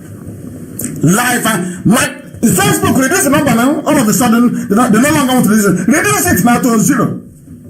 Why are you leaving it at over 10,000? Bring it down to 1,000, and see if you can make me feel bad, and I will stop. Once you do it, I will be here till 12 midnight. Mad people, they're playing with us. Now they know now. We are very serious. And we're no longer joking. If you don't like the truth I'm preaching, then that means the devil dwells inside you. You must understand. If your hands are clean, then believe you me, you have absolutely nothing to be afraid of. We are here to release everybody from bondage. I said everybody. Even some Fulani, we are here to save everybody. Everybody. We are not leaving anyone behind. Everyone must be free. Kanuri, you will be free. Bachama, you will be free. Jukun, you will be, everybody will be free. You decide what you want to do. If you want to go and become a country with people from Kanuri, you vote, you go and join them. Also, Alaska is in Canada, very close to Russia, but they're part of USA. Why can't people understand? Yoruba, be on your own. If you want to form an alliance with the people from Adamawa, you form with them. Let people decide. Let the people. That is the essence of democracy. Allow the people to decide. That's all. We're actually the true Democrats, not those people talking rubbish from everywhere. Talking nonsense from everywhere. We are live and we are direct, and the whole world is, of course, listening to us. And beware of those that come to you to ask you to make peace with the Janjaweed. Beware. Beware. Please beware. You know, if you fail to learn from history, then you're finished. What some of you are suggesting and writing to me about, the Yorubas tried it, and they failed, and their land was conquered. I've told you that before. Very, very important. You go back to history and understand what a minority of you are pleading for to happen. Every time they tell you, let's move Nigeria forward, let's move it forward, they open their borders in the north. Fighters are coming in, killers are coming in, to the extent that they can no longer hold it. That the governor from the north, Ganduje from Kano, is now saying, close the borders. But our borders in the south has been locked for how many years now? Yoruba media cannot see it to right. That is what I find astonishing. Quite astonishing. So is this the extent of Fulani stranglehold on everybody in Nigeria that you say the truth you can no longer speak? That thing they did to Hausa, how many of them? They might do to all of you. People driving cattle from place to place. You know that thing in the Bible, the first shall be the last. That's what is happening. And the last will be the first. People that came last. Recent migrants, less than 200 years old. Look at what they're doing to all of you. And you're falling apart, all of you. There was something I came across. Some of you may have seen it before. That is what I'm going to close the program with today. Because we've almost been on air now for 3 hours. How black people behave. Black and white. And I want to let the whole world know what they do, the way they defeat us. Because we are foolish. I want to show you. Listen very carefully, please. Listen. I've heard of this, but black people seem to really struggle with this one. You just don't seem to get it. Listen. You would rather fight against each other instead of your enemies. Listen. A white cartoon, is a white man saying, blacks would rather fight against each other than fight their enemies. Yorubas are suffering. People from the Middle Belt, they are suffering. Everyone is suffering. But they are busy fighting IPOB, trying to save all of them, than to fight the real enemy, which is Fulani Janjaweedism. What, even in America, they know. I want to tell you the brain of a black person. That is why if you come to IPOB with the brain of a useless African man, by the time we finish on you, you start reasoning like a human being. We sanitize and cleanse your brain. Listen. This is bad business and you will never get true freedom doing things this way. You can't get freedom. Instead, do what we did to gain power. We divided and conquered entire countries based on their differences. They divide, they conquer you based on your difference. When somebody comes to you and says, oh, you are Niger Delta, you're not Biafran, they are trying to divide you to conquer you. When they say the BBO has nothing to do with Igbo, they are trying to divide you to conquer you. When they say Ijo has nothing in common, Ijo, you must be free, we are Ijo, we are Izon, we stay on our own, they want to divide you and conquer you. They did the same thing to Ogoni. They told Kensero, where you are different, you can do it, you are not Igbo. Once they isolated him, they killed him. If you cannot learn from history, who can you learn from? While holding true to our similarities. I am white. They hold, this is the template of the Fulani. They hold closely those they are tied with. That's why they used to call themselves Hausa Fulani until we broke that nonsense. And tell them you're Fulani, you're different from Hausa. Hausa people are good people. Fulani, you are not. Did you hear what the white man said? We hold on to what makes us similar. but we accentuate what divides you. And that is what IPOB is battling. We want to stop them from dividing us, because together we are stronger, together we are one. Not that one may rule over the other, no. We go back to the mosaic structure we had before. Be on your own, take care of your land and the resources within it. That is all. Who can argue with that? Only fools. But fortunately for us, we are IPOB and we are not. And I must thank you very much this very evening for having listened to this very 3-hour rendition of Radio Biafra. I will call it special program. I thank all of you for listening this very evening. And also, maybe those at Facebook this evening, maybe they're sleeping. maybe they're not Yorubas, they're sleeping. I must proclaim unequivocally, without fear nor favor, and assuredly, as one who worships the Most High, that Biafra is our religion. Even our enemies they know this as well. And here on Radio Biafra is where we worship, because Elohim Chukwokika Biama Prumi Henine is our God. And from me, from here, with all the love in my heart,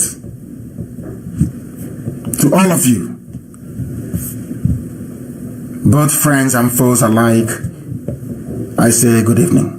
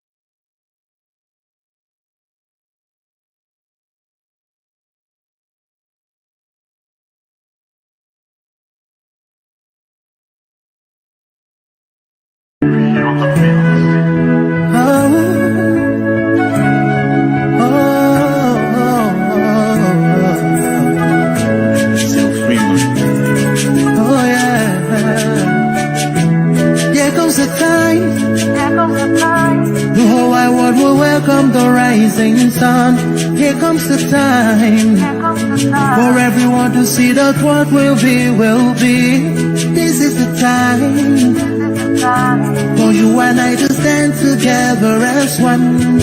Yeah, they will know,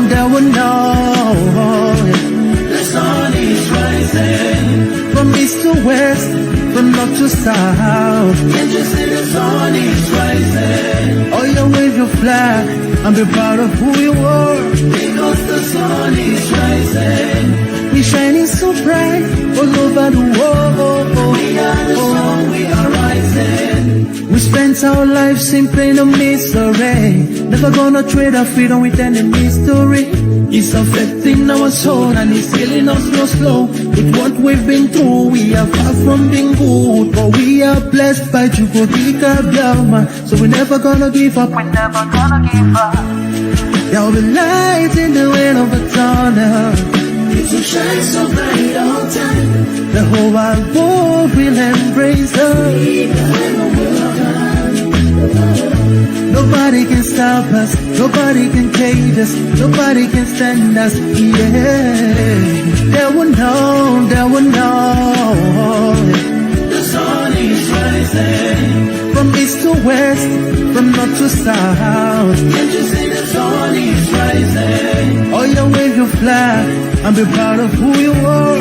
Because the sun is rising. We're shining so bright all over the world. We are the sun, we are rising. The windows and curtains, green lights, baby building. When I think about how blessed we are, goosebumps all over my body. Sunrise to the clock strike, black strands crossing grey stripes.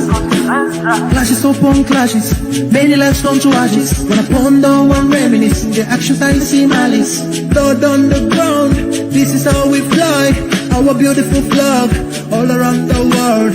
Blood on the ground, this is how we fly. Our beautiful flag, all around the world. We go carry the cross together, we walk through to Zion. We stumble, we rise, out of victory will stand.